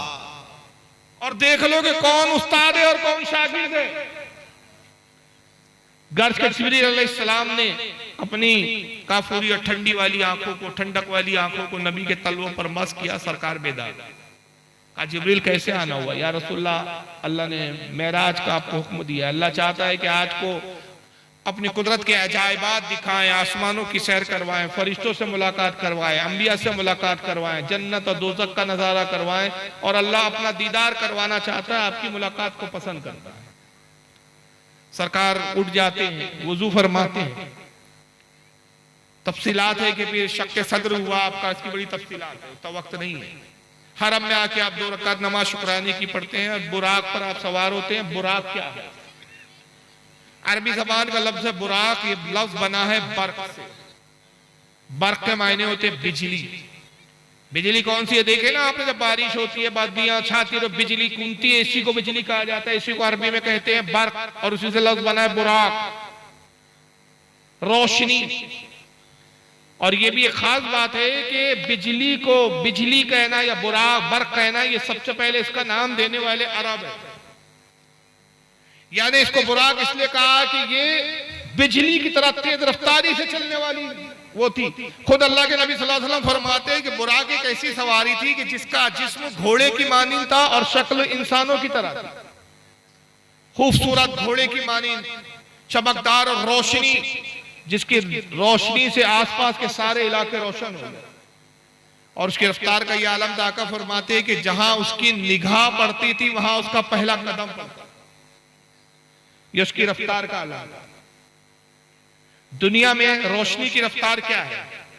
जिब्रील अलैहिस्सलाम बुराक की लगाम और रिकाब पकड़े हुए, अगर जिब्रील उसकी लगाम को ना पकड़े तो पहली ही निगाह में बुराक जमीन से पहले आसमान पर, दूसरी निगाह में दूसरे और तीसरे, यानी लम्हा जितना अरसा हुआ है उसको तो काउंट कर ही नहीं सकते, गिन ही नहीं सकते, उससे भी कम अरसे में बुराक लेके चले जाए। लेकिन कंट्रोल जिब्रील का था, तो जिब्रील अलैहिस्सलाम जहां जहां चाहते उस बुराक को रोक लेते थे। मगर हुजूर कहते उसकी रफ्तार का यह आलम था कि अगर उसकी रफ्तार को जिब्रील ना रोकते तो जहां उसकी निगाह पड़े वहां उसको पहला कदम, करोड़ों अरबों यानी जमीन पर एक कदम तो दूसरा कदम आसमान। हमारी दुनिया की रोशनी की रफ्तार क्या है? और बुराक तो अल्लाह ताला ने मखसूस मेराज के लिए पैदा फरमाई। सूरज हमसे, हमारी जमीन से 109 गुना बड़ा है। कितना बड़ा है? 109, यानी ऐसी हमारी 109 जमीनें और जमा की जाए तो एक सूरज के बराबर है। फिर ये सूरज हमारी जमीन से कितनी दूरी पर है? साइंसदान कहते हैं 14 करोड़ 96 लाख किलोमीटर हमारी जमीन से दूरी पर है। अल्लाह अल्लाह अल्लाह। कितना? 14 करोड़ 96 लाख किलोमीटर। अब वहां से सूरज से रोशनी की किरण निकलती है और हमारी जमीन पर आती है, तो एक जमीन की, एक फोटोन की, एक किरण की, एक हिस्से की जो रफ्तार होती है, रोशनी की रफ्तार को जो कहा गया कि सूरज से किरण निकली और जमीन तक पहुंची तो उसको लगते हैं 8 मिनट 3 सेकंड। ये रोशनी की रफ्तार का ये आलम है। ये जबकि बुराक के मुकाबले में कम तो रोशनी है। सूरज की रोशनी का ये आलम है कि सूरज से एक रोशनी अपनी जगह से निकली और जमीन तक पहुंची तो उसको वहां से लेकर 14 करोड़ 96 लाख का किलोमीटर का सफर 8 मिनट 3 सेकंड में तय कर लेती है। और इसकी रफ्तार क्या होती है? रोशनी की रफ्तार किस स्पीड से चलती है? तो इसके बारे में ये कहते हैं कि जो हमारी जो रोशनी है, जो कुमकुमे बनाए है, ये जो बल्ब बनाए हैं साइंसदानों ने, इसकी जो रोशनी निकल रही है मुसलसल, इसकी रफ्तार और इसका अगर स्पीड को काउंट करें तो साइंसदान कहते हैं कि रोशनी की रफ्तार जो है वो 3 लाख फी मीटर फी सेकंड। एक सेकंड में 3 लाख मीटर जो है ये रोशनी तय करती है। तो आप अंदाजा लगाइए ये रोशनी की रफ्तार इतनी तेज, सूरज की रोशनी 8 मिनट में यहां तक पहुंच जाए, 8 मिनट 3 सेकंड के अंदर। और बुराक जो थी वो मखसूस अल्लाह ताला ने सिर्फ मेराज के लिए ही पैदा फरमाया था, ना उससे पहले बुराक पर किसी ने सवारी की, ना नबी के बाद कोई सवारी करेगा। तो उसकी रफ्तार का क्या आलम होगा? क्योंकि बुराक एक रोशनी है, मगर जिब्रील अलैहिस्सलाम उसको कंट्रोल कर रहे हैं। मस्जिद हराम से जब रसूलुल्लाह सल्लल्लाहु अलैहि वसल्लम निकलते हैं मस्जिद अक्सा की तरफ, तो एक मकाम पे जिब्रील अलैहिस्सलाम बुराक को रोक देते।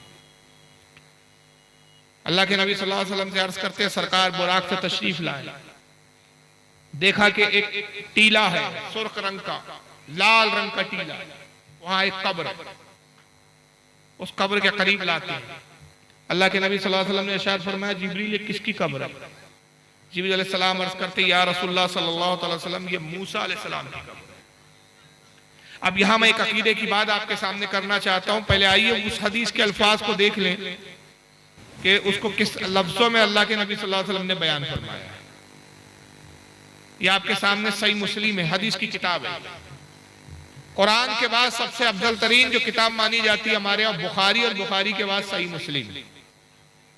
सही मुस्लिम है किताबुल फजाइल, बाब फजाइल मूसा, हदीस नंबर 6051। उस मंजर को रसूलुल्लाह यूं बयान फरमाते हैं, अनस इब्न मालिक अन्ना रसूलुल्लाह सल्लल्लाहु अलैहि वसल्लम काल, हज़रत अनस इब्न मालिक रिवायत करते हैं कि रसूलुल्लाह सल्लल्लाहु अलैहि वसल्लम ने इरशाद फरमाया, मररतु अला मूसा लैलतु उसरिया बी इंदल कसीबिल अहमर व हुवा काइमुन युसल्ली फी कब्रिही। हुजूर फरमाते हैं कि शबे मेराज मैं सुर्ख टीले के पास आया जहां मूसा की कब्र थी, तो मैंने देखा कि मूसा अपनी कब्र में खड़े हैं और नमाज पढ़ रहे हैं। और ये हदीस किस किताब में है? मुस्लिम शरीफ में। मुस्लिम की कोई हदीस ज़ईफ नहीं है, और फिर ये हदीस सिर्फ मुस्लिम में नहीं है, ये नसाई के अंदर भी इमाम नसाई ने लिखा, सुनन नसाई में। इमाम अब्दुल रज़्ज़ाक़ ने इसको मुस्नद अब्दुल रज़्ज़ाक़ में लिखा, इमाम अहमद इब्न हम्बल ने इसको मुस्नद अहमद में लिखा, इमाम इब्न हिब्बान ने अपनी सहीह इब्न हिब्बान में लिखा। ये सब हदीस की किताबों के नाम है। तबरानी ने अल-माजुमुल औसत में लिखा, इमाम अबू नुएम ने इसको हिलियतुल औलिया में लिखा, इमाम बहकी ने अपनी किताब हयातुल अंबिया में लिखा, इमाम बज़्ज़ार ने अपनी किताब मुस्नदुल बज़्ज़ार में लिखा, इमाम अबू याला ने इस हदीस को मुस्नद अबी याला में लिखा, इसी हदीस को इमाम दैलवी ने मुस्नदुल फिरदौस में लिखा, इमाम बगवी ने इसको शरह सुन्ना अपनी हदीस की किताब में लिखा। मुतअद्दिद हदीस की किताब है जिसमें सब मुहद्दिसीन ये रिवायत लिखते आ रहे हैं और सबकी सनद सही है कि हुजूर कहते हैं, जब मैं मूसा की कब्र पर आया और जब मैंने मूसा को देखा तो मूसा अपनी कब्र में खड़े थे, नमाज पढ़ रहे थे। तो जब मूसा नबी के गुलाम है, वो अपनी कब्र में सैकड़ों साल गुजरने के बावजूद कई सदियां गुजर गई, हुजूर और उनके दरमियान में कई सदियों का फासला है। जब मूसा अपनी कब्र में 30 सदियों के बाद जिंदा भी है, हयात भी है, खड़े होकर नमाज भी पढ़ रहे हैं, तो हमारे मुस्तफा जो मूसा के भी आका है, वो अपनी कब्र में जिंदा नहीं होंगे। अल्लाह अल्लाह, क्या कहने, क्या कहने। मगर अकीदा क्या दिया जा रहा है आज? नबी पाक सल्लल्लाहु अलैहि वसल्लम अपनी कब्र में मरकर मिट्टी में मिल चुके, और फिर भी ये अकीदा रखने वाले, बयान करने वाले कहते हैं कि हमने नबी कहाँ गुस्ताखी की है, हम तो नबी की सुन्नतों पे चलते हैं, हम तो नबी को मानते हैं। और हदीसों में ऐसे ऐसे अटकले और अकल के घोड़े दौड़ाते हैं, नबी के मुकाबले में अपनी बातों को पेश करते हैं। यहां देखिए एक लफ्ज आया है, ये बड़ा काम का है, वाह हुआ कायमुन। मैंने देखा ये मूसा क्या है, कायमुन, खड़े हैं। मुर्दे खड़े होते हैं कि लेटे होते हैं? खड़ा कौन होता है, मुर्दा के जिंदा? जिंदा। कायमुन, खड़े थे, और खड़े होकर क्या कर रहे थे? युसल्ली, नमाज पढ़ रहे थे। नमाज पढ़ने के लिए रूह चाहिए, जिस्म चाहिए, तभी तो अरकान अदा होंगे। मगर इस पर मौलवी जी कैसे अटकलें लगाते हैं, आइए जरा एक मौलवी साहब को सुन लीजिए। उन्होंने युसल्ली का तर्जुमा बड़ा अजीब और गरीब किया है, क्योंकि हदीस में, एक दूसरी हदीस में युसल्लून के भी लफ्ज आए हैं, और तमाम अंबिया के लिए ऐसे। मूसा की खासियत नहीं है कि मूसा अपनी कब्र में जिंदा है। आका फरमाते अल अंबिया अहयाउन फी कुबूरिहिम युसल्लून, अंबिया अपनी कब्रों में जिंदा होते हैं और नमाज पढ़ते हैं। हर नबी नमाज पढ़ते हैं। अब युसल्लून भी आया है हदीस के अंदर। अब ये मौलवी साहब, इनका नाम तो मुझे नहीं पता, लेकिन है ये वहाबी फिरके से, जरा इनको सुनिए। आज की नशिस्त में हमारा सबसे पहला सवाल शेख से है कि क्या अंबिया अलैहिमुस्सलातु वस्सलाम अपने कब्रों में जिंदा हैं और वो नमाज पढ़ते हैं? एक हदीस इस माना की मुस्लिम शरीफ में और दीगर किताबों में आती है। देखिए मुस्लिम, उसी मुस्लिम का हवाला दे रहा है वो, जो हदीस मैंने आपको भी दिखाई और पढ़ी है, मगर उसमें देखो अपने अकल के घोड़े कैसे दौड़ाएंगे। उनफी कुबूरिहिम, एक हदीस में रसूल अकरम सल्लल्लाहु अलैहि वसल्लम ने इरशाद फरमाया कि मैं जब मेराज की शब में गया तो मैंने देखा हजरत मूसा अलैहिस्सलातु वस्सलाम अपनी कब्र में नमाज पढ़ रहे हैं। आमतौर पर यही तर्जुमा उसका किया जाता है। अंबिया किराम अपनी कब्रों में जिंदा हैं और नमाज पढ़ते हैं। नमाज पढ़ते हैं, ये तर्जुमा किया युसल्लून का, और जिन लोगों ने ये तर्जुमा किया वो ज्यादातर मशहूर हो गया है और सारे लोग यही तर्जुमा करते हैं। ये भूल जाते हैं कि युसल्लून का तर्जुमा यही हो, ये मुतय्यन हो, ऐसा नहीं है, क्योंकि सलात के माने दुआ के हैं अरबी में, तो सारे लोग यही तर्जुमा करते हैं। ये भूल जाते हैं कि युसल्लून का तर्जुमा यही हो, ये मुतय्यन हो, ऐसा नहीं है, क्योंकि सलात के माने दुआ के हैं अरबी में। तो हजरत मूसा अलैहिस्सलातु वस्सलाम को रसूल अकरम सल्लल्लाहु अलैहि वसल्लम ने देखा कि दुआ मांग रहे हैं। अंबिया किराम अपनी कब्रों में दुआ मांगते हैं। युसल्ली का मतलब ऐसे ही नमाज पढ़ते हैं। ये नमाज क़याम, रुकू और फिर सजदा, ये नमाज दीगर अंबिया किराम अलैहिमुस्सलातु व तस्लीम की शरीयतों की नमाज की मुताबिकत के साथ दुरुस्त नहीं, यानी ऐसी ही उनकी नमाजें नहीं थी जैसे हमारी शरीयत में नमाज है।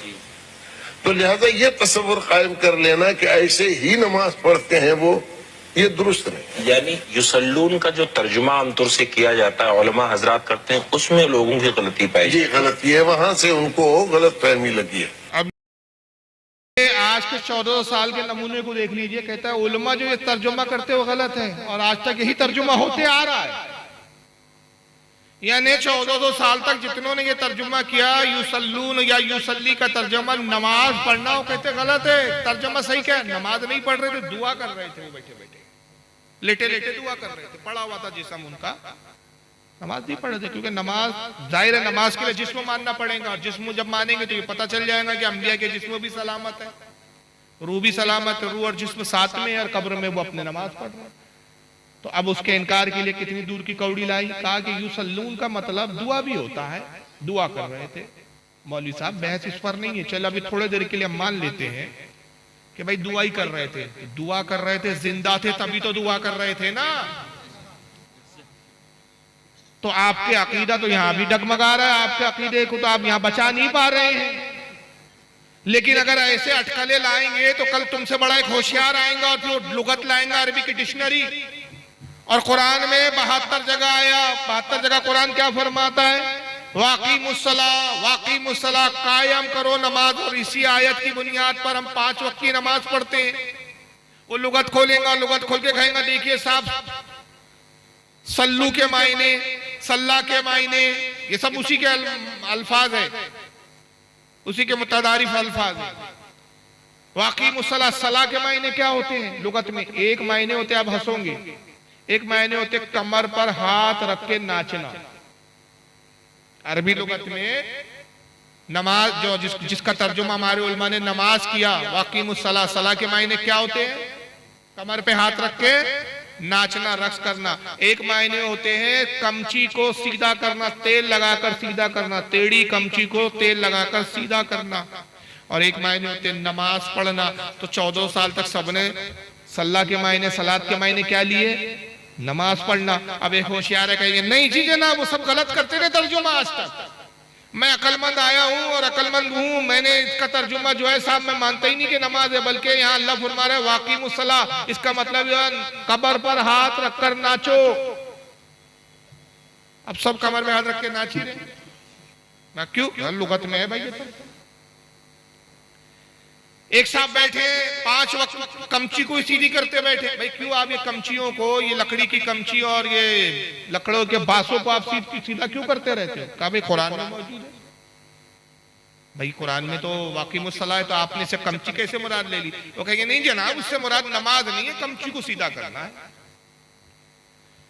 तो अहमक कहेंगे कि नहीं आप? तो ये देखिए हर पूरे 1400 साल के जितने बड़े बड़े आइम्मा हैं उनसे हटकर अपने 1.5 ईंट की मस्जिद अलग बनाते हैं, और 1.5 ईंट की मस्जिद बना के कह रहे हैं कि नहीं साहब यार नमाज पढ़ना मुराद नहीं है, दुआ करना मुराद है। लेकिन मुल्ला जी भूल गए, हदीस में एक लफ्ज ने तुम्हारी इस बकवास का जवाब दे दिया। अल्लाह के नबी ने ये नहीं फरमाया कि वाह हुआ, अल्लाह के नबी ने ये नहीं कहा कि मूसा से क्या नाम था वो, मैंने मूसा को देखा, मरर तो अला कब्र मूसा, मैंने मूसा को उनकी कब्र में देखा। और कब्र में कैसे देखा? युसल्ली फी कब्र ही, वो सल्ली यानी दुआ कर रहे थे। बल्कि उससे पहले एक लफ्ज फरमाया वाह हुआ कायमुन, खड़े थे। तो खड़े होने ने बता दिया कि वो नमाज ही पढ़ रहे थे, दुआ नहीं कर रहे थे जनाब। तो ये इनका हाल है। और इसकी वजह क्या है? क्योंकि इनके मौलवी साहब जो है ना, इस्माइल दहलवी साहब गुजरे हैं, उन्होंने एक किताब लिखी थी तक़वतुल ईमान, और तक़वतुल ईमान में उन्होंने लिख के मर गए वो कि साहब रसूलुल्लाह अपनी कब्र में मरकर मिट्टी में मिल चुके हैं मां। ये अपने मुल्ला की बात को निभा रहे हैं, और कैसे निभा रहे हैं ये एक मौलवी को और सुन ले आप। इनका नाम है फसीउद्दीन हैदराबादी, जरा सुनिए। मेरे नबी मोहम्मद अरबी सल्लल्लाहु अलैहि वसल्लम अपने आप को शिफा नहीं दे सकते। नबी सल्लल्लाहु अलैहि वसल्लम के बारे में मैं कहूंगा आपके सामने कि नबी मोहम्मद सल्लल्लाहु अलैहि वसल्लम, रसूल मोहम्मद सल्लल्लाहु अलैहि वसल्लम, उनकी कब्र मुबारक में जिंदा नहीं है। जब हमारे नबी मोहम्मद सल्लल्लाहु अलैहि वसल्लम उनकी कब्र मुबारक में जिंदा नहीं है, तो फिर दूसरे उम्मती जिंदा है। फिर जब नबी जिंदा नहीं है तो दूसरे उम्मती जिंदा होंगे, तुम तो वलियों को भी जिंदा मानते हो, तुम तो अंबिया को भी जिंदा मानते हो। ये तो कह रहे कि हमारे नबी अपनी कब्र में जिंदा नहीं है। अब क्यों जिंदा नहीं है? उस पर एक मौलवी साहब ने एक और अकल की दलील लाए। इनके पास हदीस नहीं है, दावा क्या? ये बड़ी मजेदार बात है कि ये जो बातिल फिरका है, ये वहाबियों का जो फिरका है, दावा तो करता है कि हम कुरान और हदीस पे चलता है, लेकिन कुरान और हदीस को छोड़कर ये अकल के घोड़े दौड़ाते, अकल की बातें पेश करते हैं। इन मौलवी साहब को सुनिए, तौसीफुर रहमान नाम है। क्या आप सल्लल्लाहु अलैहि वसल्लम की वफात हुई या आप जिंदा हैं और हर जगह पर मौजूद हैं? ये अपनी दुकानदारी चलाने के लिए ये अकीदा पेश करते हैं कि नबी कब्र में जिंदा हैं, जाओ मांगो, हर जगह मौजूद हैं। सुना है हर आशिक के घर तशरीफ लाते हो, हमारे घर में भी हो जाए चरागा या रसूलुल्लाह। और फिर अकल के इतने अंधे हैं, अब इनका अकीदा है कि नबी जिंदा है, हाजिर नाजिर हैं, हर जगह पे मौजूद हैं। चले ठीक है, आज से 3-4 साल पहले मैं पाकिस्तान गया तो लाहौर के अंदर हमने बड़े बड़े इश्तिहार लगे हुए देखे, बादशाही मस्जिद में अल्लाह के नबी की जूतियां पड़ी है ना, कहा वो चोरी हो गई। अच्छा, जब नबी जिंदा है, हाजिर नाजिर है, जूतियां यहां क्यों पड़ी हैं? नबी जिंदा है, हाजिर नाजिर है, चलते फिरते हैं, हर जगह मौजूद है, जूतियां तुम्हारे पास क्यों पड़ी हुई? ये पगड़ी आपकी आपके पास क्यों पड़ी है? ये आसा आपका आपके पास क्यों पड़ा है? तो नबी के पास होना चाहिए। इधर कहते हो रसूलुल्लाह सल्लल्लाहु अलैहि वसल्लम मुख्तियारे कुल है। क्या अजीब ड्रामाबाजी है, क्या अजीब ड्रामाबाजी है। ये जनाब ने मजाक क्या उड़ाया? हुजूर सल्लल्लाहु अलैहि वसल्लम जिंदा है कहते हो आप, मौजूद है, हाजिर और नाजिर है, देखते भी हैं, मदद भी करते हैं, मांगो हुजूर से, कब्र पर जिंदा है। तो कहते अगर जिंदा है तो हुजूर की जो जूती है नाले ने पाक है सरकार की, वो बादशाही मस्जिद पाकिस्तान की है, वहां पे रखी हुई थी, वहां चोरी हो गई। हुजूर का आसा वहां क्यों रखा हुआ है? हुजूर की जूती वहां क्यों रखी है? फिर ये चोरी क्यों हो गई? अगर हुजूर जिंदा है तो हुजूर के पास होनी चाहिए। तो इससे पता चला कि रसूलुल्लाह जिंदा नहीं है। यानी कि ऐसी ही दलील है कि मारे घुटना फूटे आग। इन मौलवी साहब से पूछो कि भाई आप अल्लाह को जिंदा मानते हो कि नहीं मानते हो? तुम्हारा बाप भी मानेगा, इसलिए कि कुरान में अल्लाह ने कहा कि मैं हई और कय्यूम हूं। आयतुल कुर्सी में क्या फरमाता है? अल हय्युल कय्यूम, वही जात है, उसी की जात है जो जिंदा है और दूसरों को जिंदगी देता है। तो अल्लाह भी जिंदा है। अब मस्जिद में आ गए, आपका जूता चोरी हो गया, तो कल आप कहेंगे अल्लाह तेरे घर में चोरी हो गया, तू जिंदा है, तू हाजिर है, नाजिर है, मेरा जूता कैसे चला गया? हरम में चोरी नहीं होती साहब, हरम में जेब नहीं काटे, कहेंगे अल्लाह तेरा घर है, तेरा हरम है, यहाँ तो जेब कट गया मेरा। तो कहेंगे भाई जिंदा होने का मतलब थोड़ी है कि रखवाली करते बैठे रहे। ये तो दुनिया दारुल अमल है। लोगों ने मस्जिदों में भी चोरियां की, मस्जिदों को भी ढाया, खाने काबा कई बार ढाया भी गया, खाने काबा के हजरत अस्वद को उखाड़ा भी गया, कई वाकयात ऐसे, मदीना उजाड़ा गया, मस्जिद नबी में घोड़े भी बांधे गए, दुनिया भर के वाकयात तारीख में गुजरे। मगर इसका ये मतलब नहीं है माज़अल्लाह कि अल्लाह बेख्तियार है, कुदरत नहीं रखता, अल्लाह हाजिर नहीं है, नाजिर नहीं है, या रब तबारक व तआला जो है जिंदा नहीं है। माज़अल्लाह इससे साबित होता नहीं। तो तुमको नबी को अगर मुर्दा डिक्लेयर करना है, तो अगर तुम वाकई सच्चे हो और अपनी अम्मी का दूध नोश किया है, तो हदीस लाओ ना कि किसी हदीस में नबी ने कहा हो कि नबी अंबिया मरकर मिट्टी हो चुके हैं, मैं भी अपनी कब्र में मरने के बाद जिंदा नहीं रहूंगा। ऐसी हदीस लाओ भाई। अकल के घोड़े क्यों लाते हो? तो लाते अकल के घोड़े, दावा है भाई इस्लाम पर चलते हैं हम, कुरान और हदीस को मानते हैं। अब ये मौलवी साहब उल्टा हम पे फतवा लगा रहे हैं। मेराज रब्बानी साहब को सुनिए, इनका नाम है मौलाना मेराज रब्बानी। अल्लाह के नबी मर गए, अल्लाह के नबी मर गए, कब्र अल्लाह के नबी बोलो, और जो ये अकीदा न रखे वो काफिर है। इसलिए कि अबू बकर सिद्दीक का ये बयान है कि नबी करीम सल्लल्लाहु अलैहि वसल्लम मर चुके हैं, हजरत उमर का बयान है कि नबी मर चुके हैं, उस्मान गनी का अकीदा है कि नबी मर चुके हैं, अली का अकीदा है कि नबी मर चुके हैं, फातिमा आयशा अज़वाज मुतहरात का ये अकीदा है कि नबी करीम सल्लल्लाहु अलैहि वसल्लम वफात पा चुके हैं। नबी करीम सल्लल्लाहु अलैहि वसल्लम जिंदा बोलो, जो जिंदा माने वो काफिर है, जो जिंदा माने वो कौन है? वो मुसलमान नहीं है। अब दो बातें देखिए, जो नबी को जिंदा माने वो काफिर है, मुसलमान नहीं है। फिर ये कहते हैं हम किसी को तो बुरा बोलते ही नहीं। ये पूरी सुन्नियों को काफिर के फतवे ठोके जा रहे हैं, लेकिन इतने साई सूदे कि हम तो बोलते ही नहीं, हम तो किसी को कुछ बोलते ही नहीं, हम तो सबको मुसलमान समझते हैं। अरे शर्म आनी चाहिए, बेगैरती की भी हद होती है। दलील कुछ नहीं है। कहते हैं नबी पाक सल्लल्लाहु अलैहि वसल्लम का मरकर मिट्टी मर गए, खत्म हो गए, कब्र में अपनी हुजूर जिंदा नहीं है। हुजूर कब्र में जिंदा नहीं है तो भी क्या है, मिट्टी है, खत्म, कुछ भी नहीं है कब्र में। और ये अकीदा किसका है? खबीस कहता है अबू बकर सिद्दीक का अकीदा है, हजरत उमर का है। कोई हदीस पेश की तूने कि अबू बकर ने कहा हो कि नबी मर गए, मिट्टी हो गए, हजरत उमर का? बल्कि हदीसों में क्या आता है, रिवायतों में क्या आता है? इमाम जलालुद्दीन सयूती ने अल-खसाइसुल कुबरा में लिखा, इसको बहुत सारे उलमा ने लिखा, कई हवाले मेरे पास, कि जब अबू बकर सिद्दीक के विसाल का वक्त करीब आया तो हजरत अली को आपने बुलाया, एक रिवायत में आया हजरत उमर को बुलाया, कहा कि मेरी आखिरी वसीयत और नसीहत ये है, मेरी बड़ी ख्वाहिश है कि मुझे रसूलुल्लाह के पहलू में दफन किया जाए। तो अली मैं चाहता हूं कि आप मुझे गुस्ल देना, आप ही मेरी नमाज जनाजा पढ़ाना और उसके बाद रसूल के रोजे पर मेरे जनाजे को ले जाना और हुजूर से इजाजत तलब कर लेना। अगर हुजूर इजाजत दे तो मुझे हुजूर के पहलू में दफन करना, हुजूर इजाजत ना दे तो फिर जन्नतुल बकी आम कब्रिस्तान में दफन कर देना। मौला अली खुद इस हदीस के रावी कहते हैं हमने गुस्ल दिया, नमाज जनाजा पढ़ी और उसके बाद हजरत अबू बकर सिद्दीक का जनाजा रसूल के रोजे पर लाए। सरकार के रोजे का दरवाजा बंद था, हमने दरवाजे को नहीं खोला, दरवाजे के बाहर से ही अर्ज किया गया, या रसूलल्लाह आपका रफीके गार, आपका अजीज तरीन महबूब सहाबी अबू बकर है, आपके पहलू में दफन होने की इजाजत चाहते, हुजूर इजाजत है या नहीं? रावी कहते हैं हमने देखा कि हुजूर की कब्र मुबारक का दरवाजा खुद ब खुद खुला और कब्र मुबारक से आवाज आई और रफीक को रफीक से मिला दो। अबू बकर का तो ये अकीदा था कि हुजूर जिंदा है, इसलिए तो इजाजत मांग रहे हैं, इसलिए तो कह रहे हैं कि भाई इजाजत लेना, क्योंकि मैं जानता हूं हुजूर जिंदा है, सुनते भी हैं, इजाजत देने पर कुदरत भी रखते हैं। चलो हो सकता है कि कोई कहे कि साहब ये हदीस को हम नहीं मानते, चलो ये सही हदीस में आपको दिखा देता हूं। यह है सुनन इब्न माजा हदीस की किताब, 5-6 हदीस की जो सही किताब है उसको सियाह सित्ता कहा जाता है। कुरान के बाद 6 हदीस की किताबें जो सबसे मोतबर मानी जाती है, जिसमें पहली बुखारी, दूसरी मुस्लिम, तीसरी अबू दाऊद, चौथी तिरमिजी, 5वीं सुनन नसाई, 6ठी इब्न माजा। ये इब्न माजा है किताबुल जनाइज, अब बाब जिक्र वफाती व दफनी, हदीस नंबर 1637, हदीस नंबर सुनन इब्न माजा का 1637। अन अबी दरदा रदियल्लाहु ताला अन्हु काला काला रसूलुल्लाह सल्लल्लाहु अलैहि वसल्लम, हजरत अबू दरदा से रिवायत है, अबू दरदा कहते हैं कि अल्लाह के रसूल सल्लल्लाहु अलैहि वसल्लम ने इरशाद फरमाया, अक्सरुस सलात अलैया यौमिल जुमा, हुजूर ने कहा लोगों जुमे के दिन मुझ पर खूब खूब दुरूद शरीफ पढ़ा करो।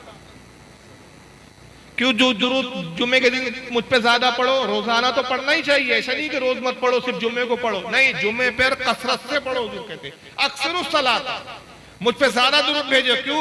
फाइन्नहु मशहुदुन तशहुदुल मलाइका, इसलिए कि जुम्मे का वो दिन है कि इस दिन सबसे ज्यादा फरिश्ते मेरी बारगाह में हाजिर होते हैं। रोजाना कितने फरिश्ते आते हैं हुजूर की कब्र पे, पता है आपको? इमाम बुखारी के उस्ताद है हजरत इमाम दारमी, उनकी किताब है सुनन दारमी, उसमें लिखते हैं कि रोजाना हुजूर की कब्र पर 70,000 फरिश्ते सुबह आते हैं और 70,000 फरिश्ते रात में और शाम में आते हैं। रोजाना 1,40,000 फरिश्ते हुजूर की ज़ियारत के लिए आते हैं और एक फरिश्ता जो हुजूर की कब्र मुबारक पर एक बार आता है, कयामत तक दोबारा आना नसीब नहीं होगा। इतने फरिश्ते अल्लाह ताला के, कयामत तक दोबारा आना उसको नसीब नहीं होगा। तो रोजाना तो 70,000 सुबह 70,000 शाम आते हैं, लेकिन हुजूर फरमाते जुमे के दिन इनकी तादाद बढ़ जाती है, इसलिए जुमे में मुझ पे ज्यादा दुरूद शरीफ पढ़ो कि फरिश्ते ज्यादा आते हैं। फाइदा अहदन लन युसल्लिया अलैया इल्ला उरीदत अलैया सलातुहु हत्ता यफरगु मिनहा, हुजूर सल्लल्लाहु अलैहि वसल्लम फरमाते कि जब तुम में से कोई मुझ पर दुरूद पढ़ता है, वो फरिश्ते तुम्हारा दुरूद मुझ तक पहुंचाते हैं और जब तक तुम पढ़ते रहते हो दुरूद मुझ तक पहुंचता रहता है, यहाँ तक कि पढ़ने वाला खुद फारिग हो जाए, खामोश हो जाए। जब वो खामोश हो जाता है तो फिर दुरूद मुझ तक नहीं पहुंचता, मगर जब तक वो पहुंचता है, पढ़ता है, वो दुरूद मुझ तक पहुंचता रहता है। और इस हदीस की तशरीह के अंदर हज़रत इमाम काजी अयाज रहमतुल्लाह अलैह किताब शिफा में फरमाते हैं, बहुत बड़े इमाम गुजरे हैं ये इमाम काजी अयाज, इस हदीस की तशरीह में दूसरी हदीस लाते हैं कि हुजूर फरमाते हैं कि जब कोई मेरा बंदा मुझ पर दुरूद शरीफ पढ़ता है तो फरिश्ता यूं अर्ज करता है, या रसूल अल्लाह, झारखंड का एक इलाका है, झारखंड का एक इलाका जमीलाबाद, उसके अंदर एक जलसे में फुला इब्ने फुला शख्स बैठा हुआ है, सरकार फुला इब्ने फुला ने आप पर दुरूद भेजा है। हुजूर फरमाते जब फरिश्ता उस बंदे का नाम लेता है, मेरे उस उम्मती का नाम बताता है, उसका इलाका और उसकी जगह बताता है। खुदा की कसम उस बंदे को मैं अपनी कब्र से देखता भी हूँ, पहचानता भी हूँ, और मैं अपने उस उम्मती को ऐसे पहचानता हूँ जैसे बाप अपने बेटे को पहचानता है। इस सारी हदीसें इस बात की दलील है कि हुज़ूर सल्लल्लाहु अलैहि वसल्लम अपनी कब्र में एहसास के साथ जिंदा है। तो यहाँ इस हदीस में हुजूर खुद कह रहे हैं, जब तुम में से कोई मुझ पर दुरूद पढ़ता है, वो दुरूद मैं खुद सुनता रहता हूँ यहाँ तक कि पढ़ने वाला फारिग हो जाए। अब आगे हदीस के खास अल्फाज सुनिए। काला कुल तो बादल मौत, हज़रत अबू दरदा कहते हैं हमने सवाल किया या रसूलुल्लाह सल्लल्लाहु अलैहि वसल्लम क्या आप मौत के बाद भी दुरूद सुनोगे? अभी तो आप जिंदा है तो अभी जिंदगी की बात बता रहे, अभी आप दुरूद सुनते हैं क्योंकि आप जमीन पर हयात है, मरने के बाद भी आप सुनोगे? काला वादल मौत, फरमाया हाँ हाँ मैं मौत के बाद भी दुरूद सुनूंगा। इन्नल्लाह हर्रमा अलल अर्दी अन तऊला अज़्ज़ादल अंबिया अलैहिमुस्सलाम, इसलिए कि अल्लाह ने, बेशक अल्लाह ने जमीन पर हराम कर दिया है कि वो नबियों के जिस्मों को अल्लाह के नबी कब्रों में जिंदा होते हैं और उनको रिस्क दिया जाता है। अभी तो ये इनकार कर रहे थे, सल्ली का तर्जुमा युसल्ली का तर्जुमा इन्होंने दुआ कर दिया, अब रिस्क का तर्जुमा पता नहीं क्या करेंगे। अब यहाँ तो युर्जुक आ गया, फिर हय्युन भी लफ्ज आया, हय्युन यानी जिंदा। साफ लफ्ज आए कि अंबिया क्या होते अपनी कब्र में? नबियुल्लाह, अल्लाह के नबी जिंदा है, हय्युन जिंदा है, युरज़क़ उनको रिस्क दिया जाता है, रिस्क खाते हैं। और यह हदीस सनद के एतबार से बिल्कुल सही है, किसी ने भी इसको ज़ईफ़ और कमजोर हदीस नहीं कहा। तो बहरहाल मेराज का वाक़या इस बात की भी दलील है कि हुज़ूर सल्लल्लाहु अलैहि वसल्लम ने मेराज में यह वाक़या बयान करके कि मैं मूसा की कब्र पर आया, मूसा की कब्र की मैंने ज़ियारत की और मूसा को मैंने कब्र में नमाज पढ़ते हुए देखा है। ये गोया अकीदा दिया हुज़ूर सल्लल्लाहु अलैहि वसल्लम ने कि अंबिया मरने के बाद भी अपनी कब्रों में जिंदा होते हैं। तो जो अंबिया को मुर्दा समझते हैं उनका अकीदा मुर्दा है। और यहाँ पर हिकमत देखिए, आप मेराज में हुजूर मेराज पर जा रहे हैं तो मूसा की कब्र पर रोका। ये भी तो हो सकता था कि जिब्रील अलैहिस्सलाम वापसी में रसूलुल्लाह को वहां पर रोकते, मूसा की कब्र पर जाते हुए क्यों ले गए, रोका?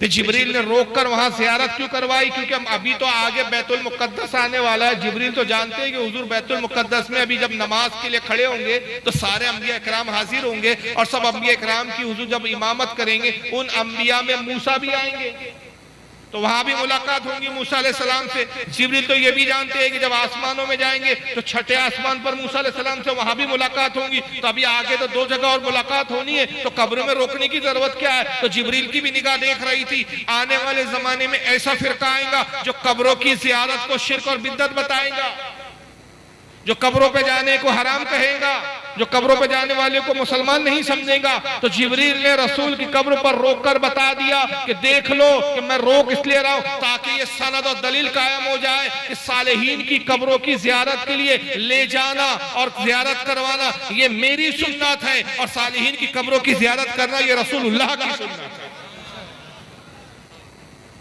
और सफरे मेराज से ले जाते हुए आते हुए ज़ियारत ना करवा के ले जाते हुए इसलिए करवाई, इसलिए कि मेराज का सफर बड़ा मुकद्दस है। मेराज की हकीकत यह है कि रसूल का जो है अल्लाह का दीदार करना मकसूद है। हुजूर की हकीकी मेराज तो दीदार खुदाबंदी है। हुजूर की मेराज ये नहीं कि आप जन्नत देखे, हुजूर की मेराज ये नहीं कि आप फरिश्तों से मुलाकात करें, हुजूर की मेराज ये नहीं कि आप आसमानों की सैर करें, हुजूर की ये मेराज नहीं कि आप अंबिया से मिले, नहीं नहीं, हुजूर अंबिया से मिले, ये अंबिया की मेराज है। हुजूर फरिश्तों से मिले, ये फरिश्तों की मेराज है। हुजूर जन्नत गए, ये जन्नत की मेराज है। हुजूर ने देख दोज़ख को मुलाहिजा किया, ये दोज़ख की मेराज है। आप आसमानों में जा रहे हैं, आसमानों की मेराज है। हुजूर ने जब रब का दीदार किया, ये हुजूर की मेराज है।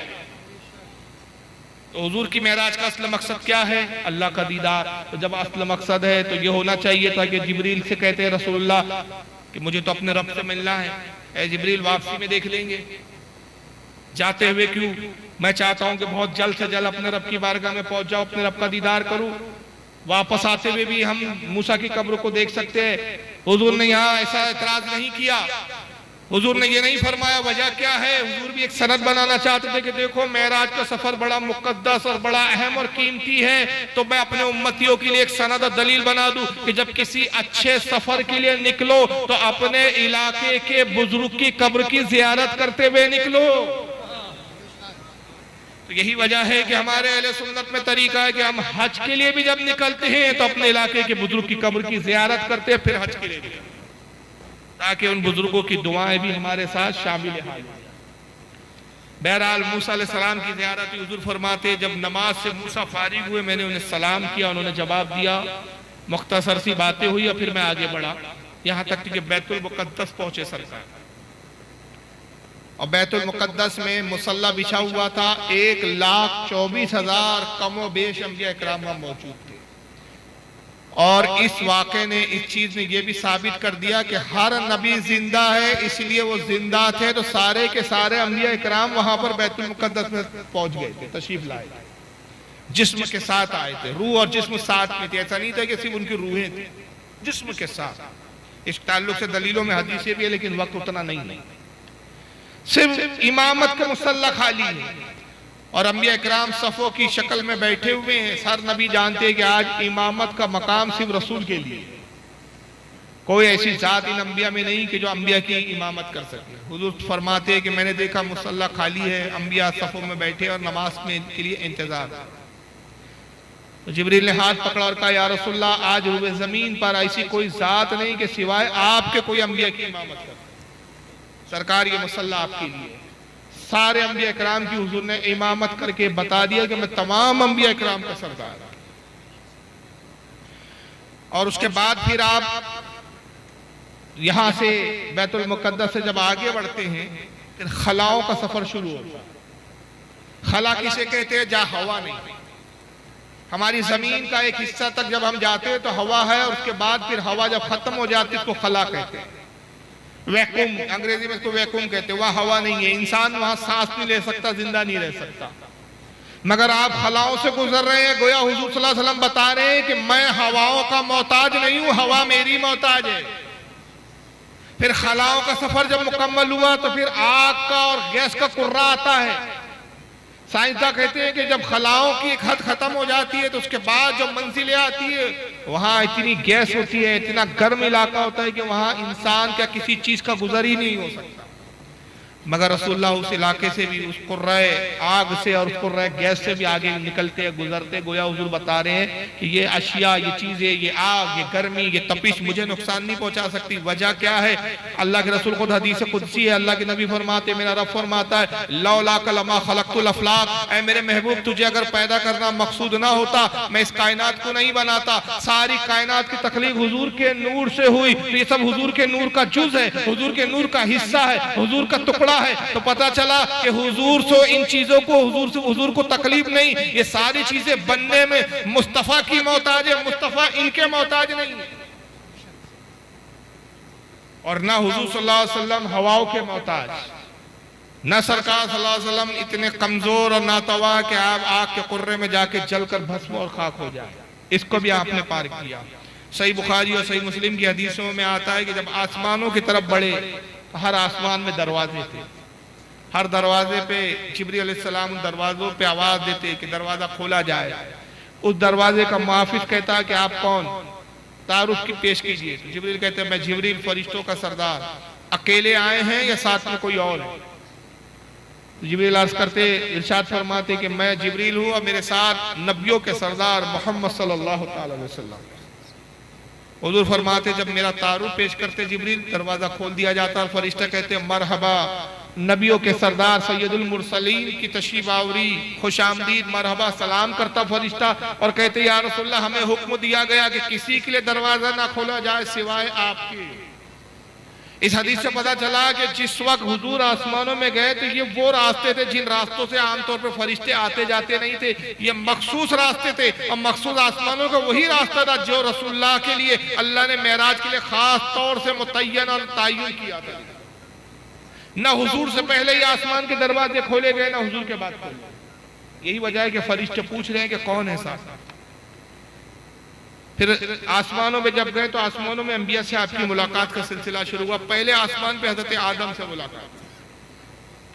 अल्लाह के नबी फरमाते, जब मैं आदम के करीब गुजरा, जिब्रील ने तारुफ कराया, या रसूलल्लाह, ये आपके जद्द करीम, आपके बाप, तमाम इंसानों के बाप, अबुल बशर आदम अलैहिस्सलाम। हुजूर कहते, मैंने सलाम किया, आदम ने जवाब दिया। मरहबा का, खुशामदीद का, बगलगीर हुए, इस्तकबाल किया। फिर देखते हैं कि जब मैंने आदम को देखा तो देखा कि आदम अलैहिस्सलाम सीधी तरफ देखते हैं तो मुस्कुराते हैं, खुश होते हैं, फिर अपने उल्टी तरफ देखते हैं तो रोने लगते हैं। मैंने कहा आदम, मैंने आपको देखा कि आप सीधी तरफ देखते हैं तो खुश होते हैं, मुस्कुराते हैं, फिर उल्टी तरफ देखते हैं आप तो गमगीन हो जाते हैं, रोते, इसकी वजह क्या है? तो जनाब आदम अलैहिस्सलाम अर्ज करते हैं कि या रसूलल्लाह है मेरे बेटे मोहम्मद, असल में मामला ये है कि जब मैं सीधी तरफ देखता हूँ तो मुझे अपने क़यामत तक की वो औलादें नजर आती है जो नेक और अच्छे अमाल करते, अल्लाह ताला इन अमल के सबब इनको जन्नत अता करेगा। मैं उन्हें देखता हूँ तो खुश होता हूँ।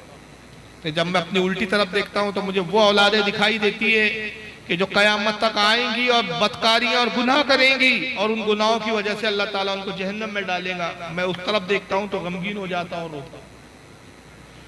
दूसरे आसमान पर हुजूर सल्लल्लाहु अलैहि वसल्लम तशरीफ ले जाते, हजरत ईसा अलैहिस्सलाम और हजरत ज़करिया अलैहिस्सलाम से मुलाकात हुई। तीसरे आसमान पर जनाब यूसुफ अलैहिस्सलाम से मुलाकात हुई। चौथे पे हजरत इदरीस अलैहिस्सलाम से। हर नबी से मुलाकात होती थी, तारुफ होता था, गुफ्तगू होती है। हर नबी आपका इस्तकबाल करता है, मरहबा कहता है। पांचवें आसमान पे हजरत हारून अलैहिस्सलाम से मुलाकात हुई। जब छठे आसमान पर पहुंचे तो जनाब मूसा अलैहिस्सलाम से मुलाकात।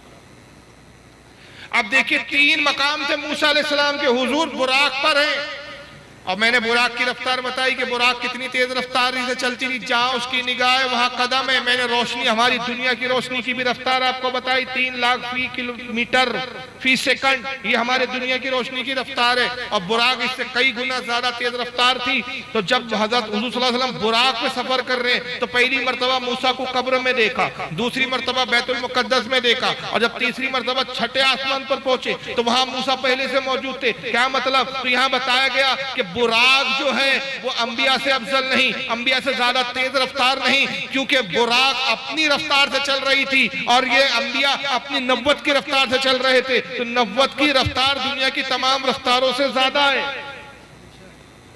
यही वजह है कि बुराक से पहले ही हजरत मूसा अलैहिस्सलाम छठे आसमान में जब मूसा अलैहिस्सलाम से आपकी मुलाकात हुई, वहां भी सलाम व कलाम हुआ। और फिर जिब्रील वहां से लेकर 7वें आसमान पे पहुंचते और 7वें आसमान जब खत्म होता है तो वो एक मकाम आता है जिसको कहा गया सिदरतुल मुंतहा। मुंतहा के मायने होते वो हद जहां लिमिट खत्म हो जाए, और सिदरा के मायने होते बेरी। बेर होते हैं ना जो खाते हैं, बेर बच्चे लोग बहुत खाते हैं। वहां एक दरख्त है बेरी का दरख्त, बेर का दरख्त, लेकिन उसके बेर हमारे दुनिया के बेरों की तरह नहीं है। नूरानी बेर है, खुशबूदार बेर है, और उनका साइज हमारे दुनिया में जितने बड़े मटके होते हैं, रसूलुल्लाह कहते हैं मैंने दुनिया में जिन मटकों में तुम पानी पीते हो उन मटकों के बराबर उन दरख्त में उस बेरों को देखा।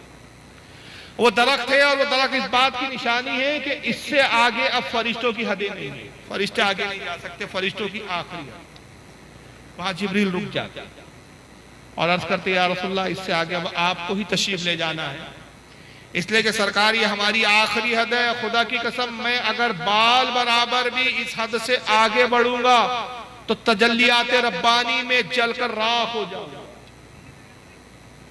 अब यहां पर एक नुक्ता आप सुनते चले, जिब्रील की तख्लीक किस चीज से हुई? जिब्रील काय से बने? जिब्रील यानी फरिश्ता है, फरिश्तों की तख्लीक हुई है नूर से।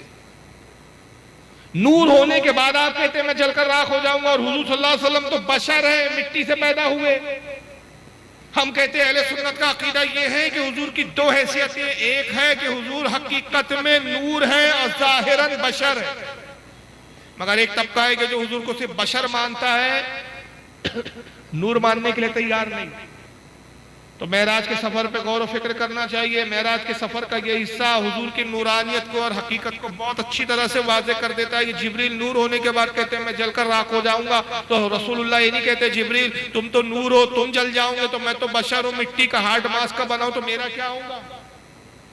अल्लाह के नबी ने ये नहीं फरमाया।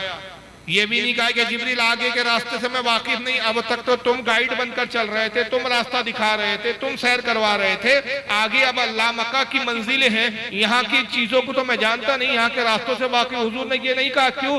इसलिए नहीं कहा कि हुजूर जानते हैं कि मेरे नूर की जब तख्लीक हुई तो मैं कुर्बे खासे खुदाबंदी कुद्दूस में था, मेरी मकाम अस्ल तो यही है, ये जगह मेरे लिए नहीं बल्कि पुरानी है,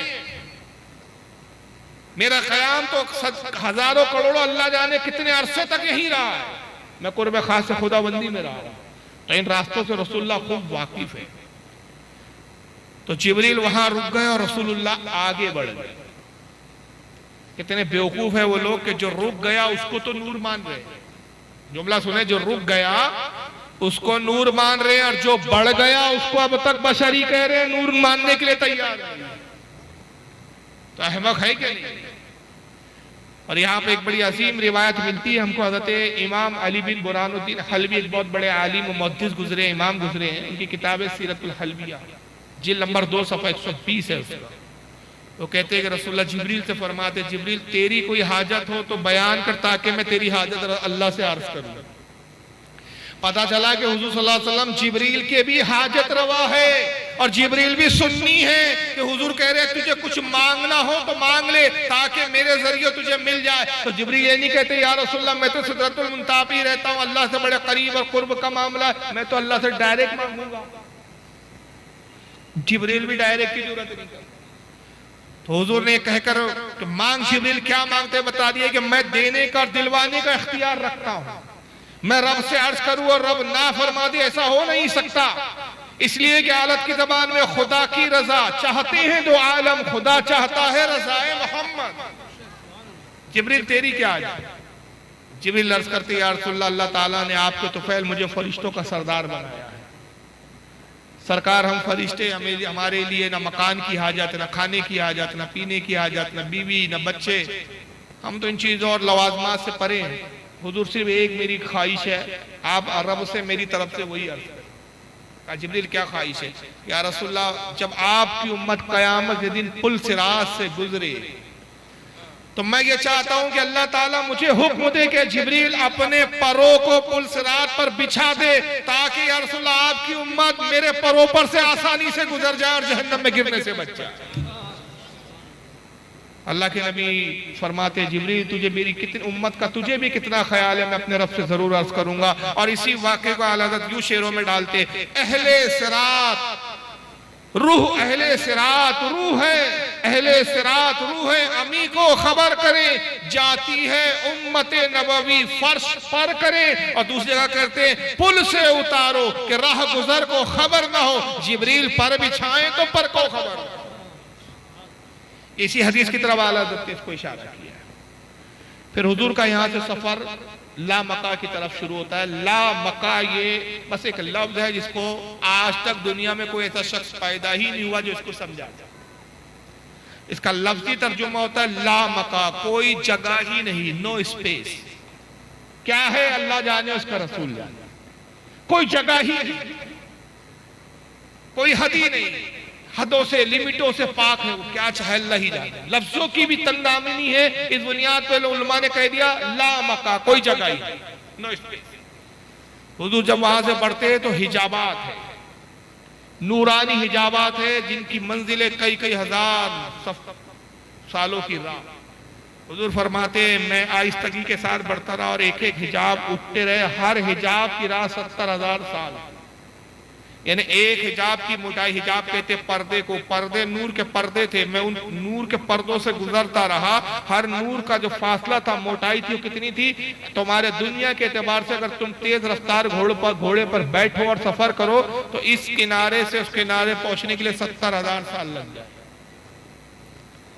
सरकार फरमाते हैं कि मैं उन हिजाबों को पार करता रहा, एक एक हिजाब उड़ता रहा और मैं उन हिजाबों से गुजरता रहा, यहां तक कि मैं 70,000 हिजाबों से परे जब आगे बढ़ा तो मेरे कानों में आवाज आई, किफ या मोहम्मद इन्ना रब्बिका युसल्ली, ऐ मोहम्मद ठहर जाओ, ऐ मोहम्मद रुक जाओ, आपका रब आप पर सलामती दे। ये रब का कलाम था, आवाजों से पाक। ये ना समझे कि जैसे हम गुफ्तगू कर रहे इस तरह गुफ्तगू हुई, वो अल्लाह ही जाने क्या कलाम था, कैसी तासीर थी, कैसी आवाज से पाक है अल्लाह का। उसको लफ्जों में हम डाल नहीं सकते, समझा नहीं सकते। ये सब खैब के अकीदे हमारे।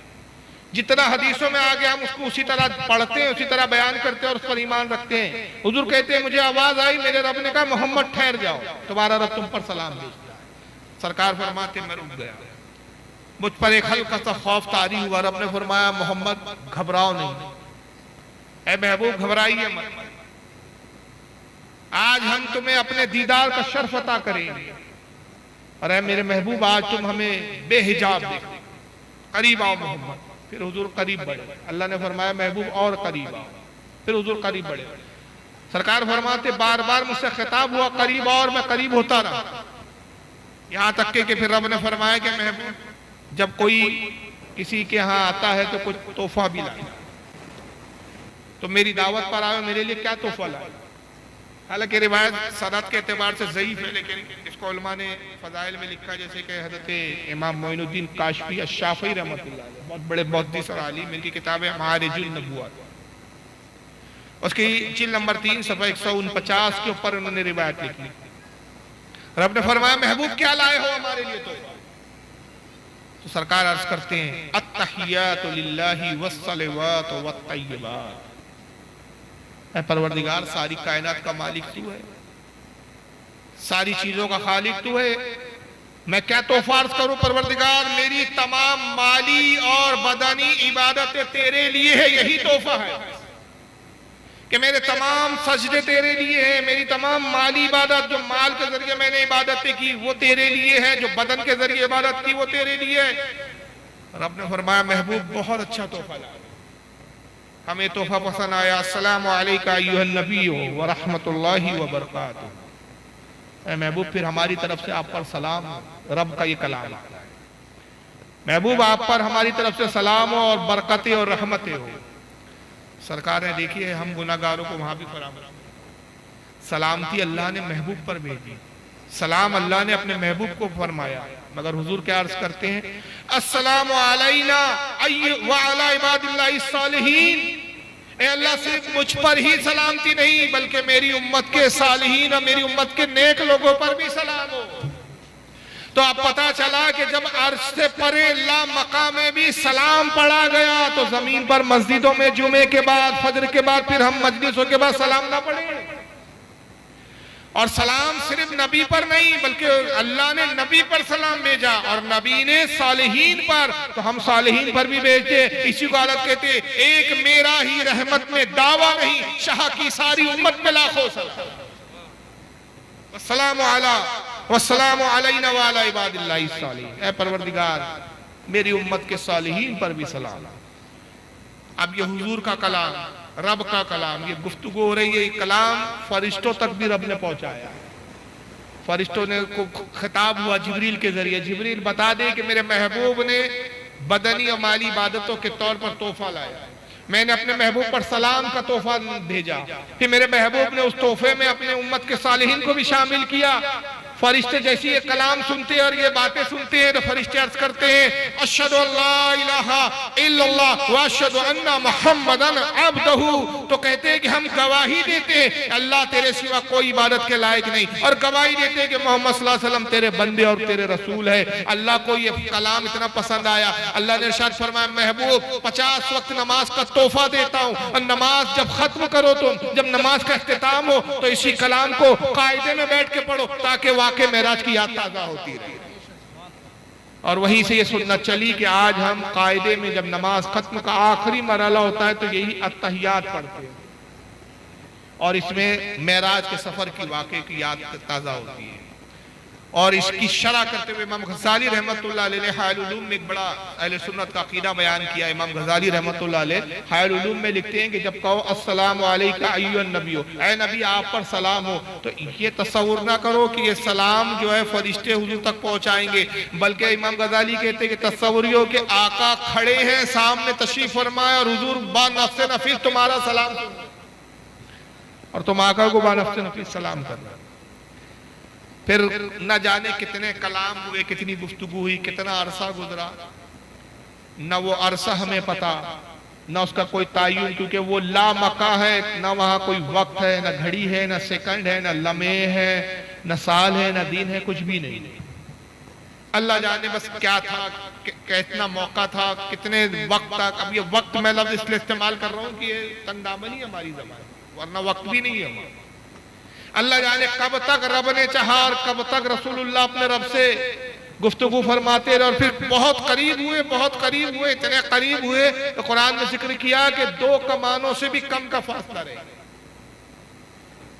और जब रुखसत होने लगे तो अल्लाह ने फरमाया महबूब हमारी तरफ से भी एक अपनी उम्मत के लिए तोहफा ले जाओ, और तोहफा यह है कि 50 वक्त की नमाज। हुजूर सल्लल्लाहु अलैहि वसल्लम ने तोहफे को बाखुशी कबूल किया और तोहफा लेकर जब ला मक्का से निकलते आते हैं तो छठे आसमान में पहुंचे मूसा अलैहिस्सलाम से फिर मुलाकात। मूसा अलैहिस्सलाम अर्ज करते या रसूलल्लाह रब ने आपको कुछ तोहफा दिया? इरशाद फरमाया हाँ, मेरे रब ने मुझे 50 वक्त मेरी उम्मत के लिए 50 वक्त की नमाजें तोहफे में दी। मूसा करते या रसूलल्लाह अल्लाह ताला ने मेरी उम्मत को भी 50 वक्त की नमाजें दी थी, लेकिन मेरी उम्मत इसको अदा ना कर सकी। आपकी उम्मत तो मेरी उम्मत के मुकाबले में बड़ी कमजोर और नातवा है। या रसूलल्लाह इसमें तखफीफ फरमाइए, कमी फरमाइए, आपकी उम्मत 50 वक्त की नमाज ना पढ़ सकेंगी, और जब इस तोहफे की नाशुक्री करेंगी तो डर है कि कहीं अल्लाह ताला अपना इताब आपकी उम्मत पे नाजिल ना करे। सरकार फिर लौटते हैं, फिर रब की बारगाह में हाजिर होते हैं, अर्ज करते हैं मौला इस तोहफे में 50 वक्त की नमाजें में कमी कर दे कि मेरी उम्मत इसको अदा नहीं कर पाए। रब ने फरमाया महबूब 5 वक्त की नमाज कम कर दो, जाओ 45 वक्त की नमाज ले जाओ। फिर मूसा अलैहिस्सलाम से मुलाकात होती, फिर मूसा अलैहिस्सलाम कहते या रसूलल्लाह ये 45 वक्त की भी आपकी उम्मत नमाज नहीं पढ़ पाएंगी। फिर हुजूर जाते, फिर 5 वक्त की कम की गई। आपने 12 सुना है, 9 मरतबा हुजूर आए और गए, 9 मरतबा में कम होते होते 50 से 5 पर आ गए। आखिर में 5 रह गई। रब ने फरमाया महबूब बस ये 5 वक्त की ले जाओ। जब 5 वक्त की लेकर आते थे तो मूसा फिर कहते या रसूलल्लाह आपकी उम्मत ये 5 वक्त की भी नहीं पढ़ पाएंगी, इसमें भी कमी कीजिए। अल्लाह के नबी फरमाते कि मूसा अब मुझे हया, 50 वक्त की मिली थी, मैंने कम कराते कराते इसको 5 कर दिया, अब हया आती है कि मैं इन 5 की भी जो है इसमें कमी कराऊं। तभी रब तबारक व तआला खिताब करता अपने महबूब से, ऐ मेरे महबूब आप 50 वक्त की ले गए, 5 वक्त की ले जाएं, मैं आप पर ये फजल करम करता हूं कि आपकी उम्मत नमाज 5 वक्त की पढ़ेंगी, लेकिन सवाब में 50 वक्त की नमाज कर। अब इसमें हिकमत क्या आती है? एक एतराज आता है कि भाई तुम एक तरफ कहते हो कि रसूलुल्लाह को इल्म गैब है, जो होने वाला है वो भी पता है, जो हो रहा है वो भी पता है, तो हुजूर को पता नहीं था कि ये 50 वक्त की नमाज 5 रह जाएंगी, तो ये 9 बार जाने की क्या जरूरत है? जब मूसा ने तो ये नहीं कहा था कि 5 वक्त की कम करो, मूसा तो ये कह रहे थे नमाज में कमी करो, और अल्लाह 5 कम करता था। फिर हुजूर आके बताते थे 50 से 45 हो गई, तो मूसा कहते थे और कम कराओ, फिर आते थे कहते थे 45 से 40 हो गई, तो मूसा ने ये तो नहीं कहा था कि या रसूलल्लाह इतनी कम कराओ, और ना हुजूर ने कहा कि परवरदिगार इसको 5 कर दे। तादाद की तो बात ही नहीं थी। तो हुजूर को अगर पता होता, इल्म गैब होता, तो ये 9 बार चक्कर लगाने की क्या जरूरत थी? पहली मर्तबा जाते कहते परवरदिगार 5 वक्त की कर दे। तो बार बार जाना, इससे पता चला कि रसूलुल्लाह को इल्म गैब नहीं। ये अहमकों का इतराज है। इसके जवाब में हम कहते हैं कि इसमें खुद रसूलुल्लाह का इल्म गैब है। हालांकि अगर ये इतराज मान लिया जाए तो फिर तो इतराज रब पर भी आएगा। रब को नहीं मालूम था कि आखिर में 5 ही रहेंगी, तो पहली मर्तबा में 45 ही डायरेक्ट कर देता। वो भी बार बार 5-5 ही क्यों कम कर रहा है? कि अल्लाह को इल्म गैब नहीं है?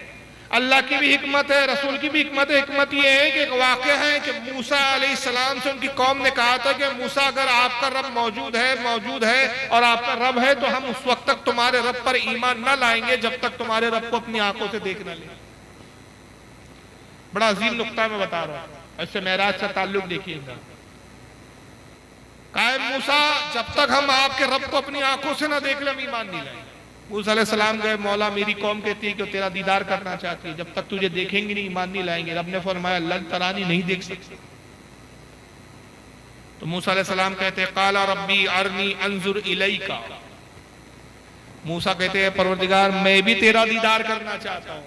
असल बात तो है कि मेरी भी ख्वाहिश है कि मैं तेरा दीदार करूँ। ये कुरान अजीम में सूरह अराफ आयत नंबर 143 पारा नंबर 9 रब ने वही फरमाया काला लन तरानी, ऐ मूसा तुम नहीं देख सकते।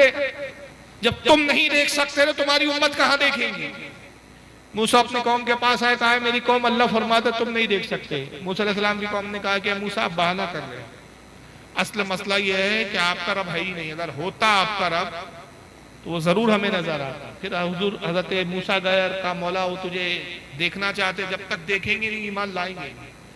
तो अल्लाह ने फरमाया मूसा ऐसा करो अपनी कौम से 40 नेक साले आबिद लोगों को चुन लो जो बहुत नेक परहेजगार मुत्तकी, फिर कोहे तूर पर ले आओ। मूसा अलैहिस्सलाम 40 को लेकर आए।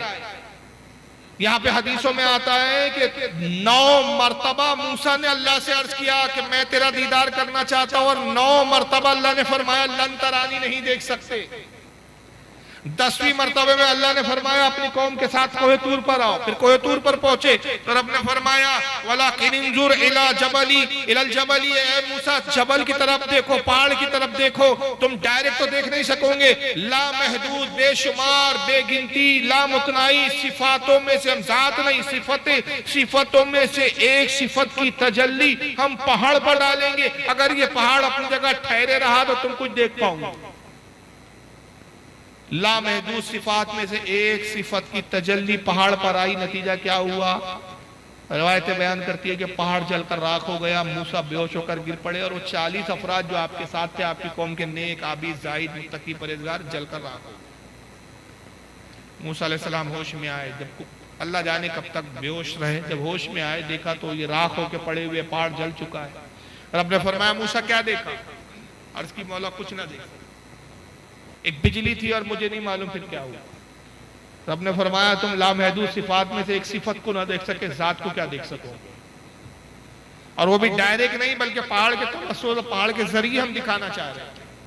तो मूसा अलैहिस्सलाम अर्ज करते हैं मालिक कायनात, ये मेरी कौम के 40 लोग हलाक हो गए, जलकर राख हो गए। अब मैं अपनी कौम की तरफ जाऊंगा, कौम इन 40 के बारे में पूछेंगी और मैं कहूँ जलकर राख होंगे, यकीन नहीं करेंगे बल्कि कहेंगे कि मूसा तूने इनको खुद जिंदा जला दिया ताकि तू अपने माज़अल्लाह नौज़ुबिल्लाह अपने झूठे खुदा का भरम रख सके। अगर तेरा खुदा होता तो नजर आता, मौला इनको जिंदा फरमा दिया। अल्लाह ने फरमाया मूसा इनके नाम पुकारो, ये जिंदा हो जाएंगे। मूसा अलैहिस्सलाम ने नाम पुकारा, 40 के 40 जिंदा हो।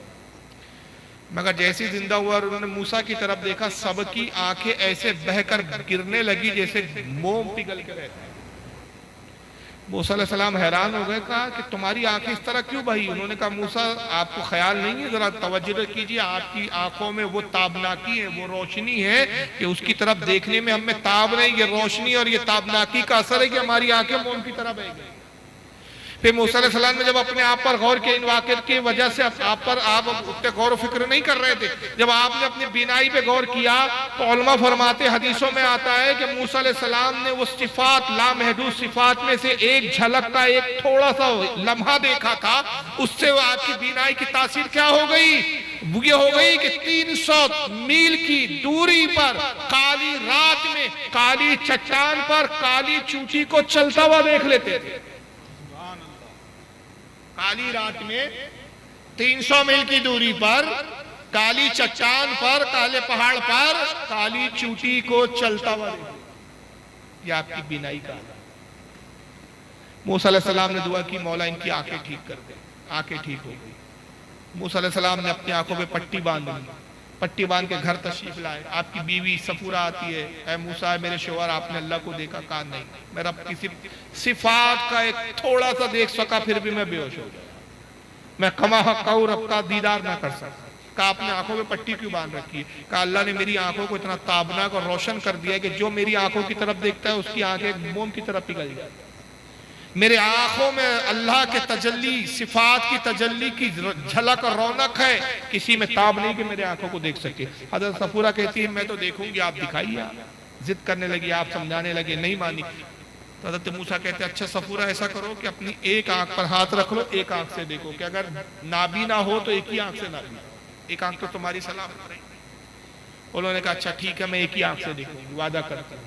एक आंख पे हाथ रख लिया हज़रत सफूरा ने, मूसा अलैहिस्सलाम ने अपनी आंख की पट्टी हटाई, जैसी हटाई आंख बह गई, मगर उस आंखों में तजल्लियात रब्बानी की झलकियां थी। हज़रत सफूरा देखने में ऐसी मगन हुई कि बेख्याल और बेख्तियार जब ये आंख ज़ाहिर हुई तो उस दीदार को मुसलसल देखने के लिए हाथ भी अपना हटा दिया, दूसरी आंख भी बह गई, दोनों आंखों से नाबीना हो। मूसा अलैहिस्सलाम सज्जे में गिर गए, रब से अर्ज करते मौला तूने मुझे पैगंबर बनाया है, कौम से मैं तबलीग के लिए खिताब करूंगा, मुखातिब होऊंगा, कौम मेरी आंखों की तरफ देखेंगी, सारी कौम इस तरह से नाबीना हो जाएगी। रब तबारक व तआला ने 70,000 पर्दे गैबी आपकी आंखों के दरमियान, मगर 70,000 गैबी पर्दों, 70 या 70,000 गैबी पर्दों के बाद भी मूसा की बीनाई का वही आलम था कि उन पर्दों के परे 300 मील की दूरी पर काली चट्टान में, काली रात में, काली चूटी को चलता हुआ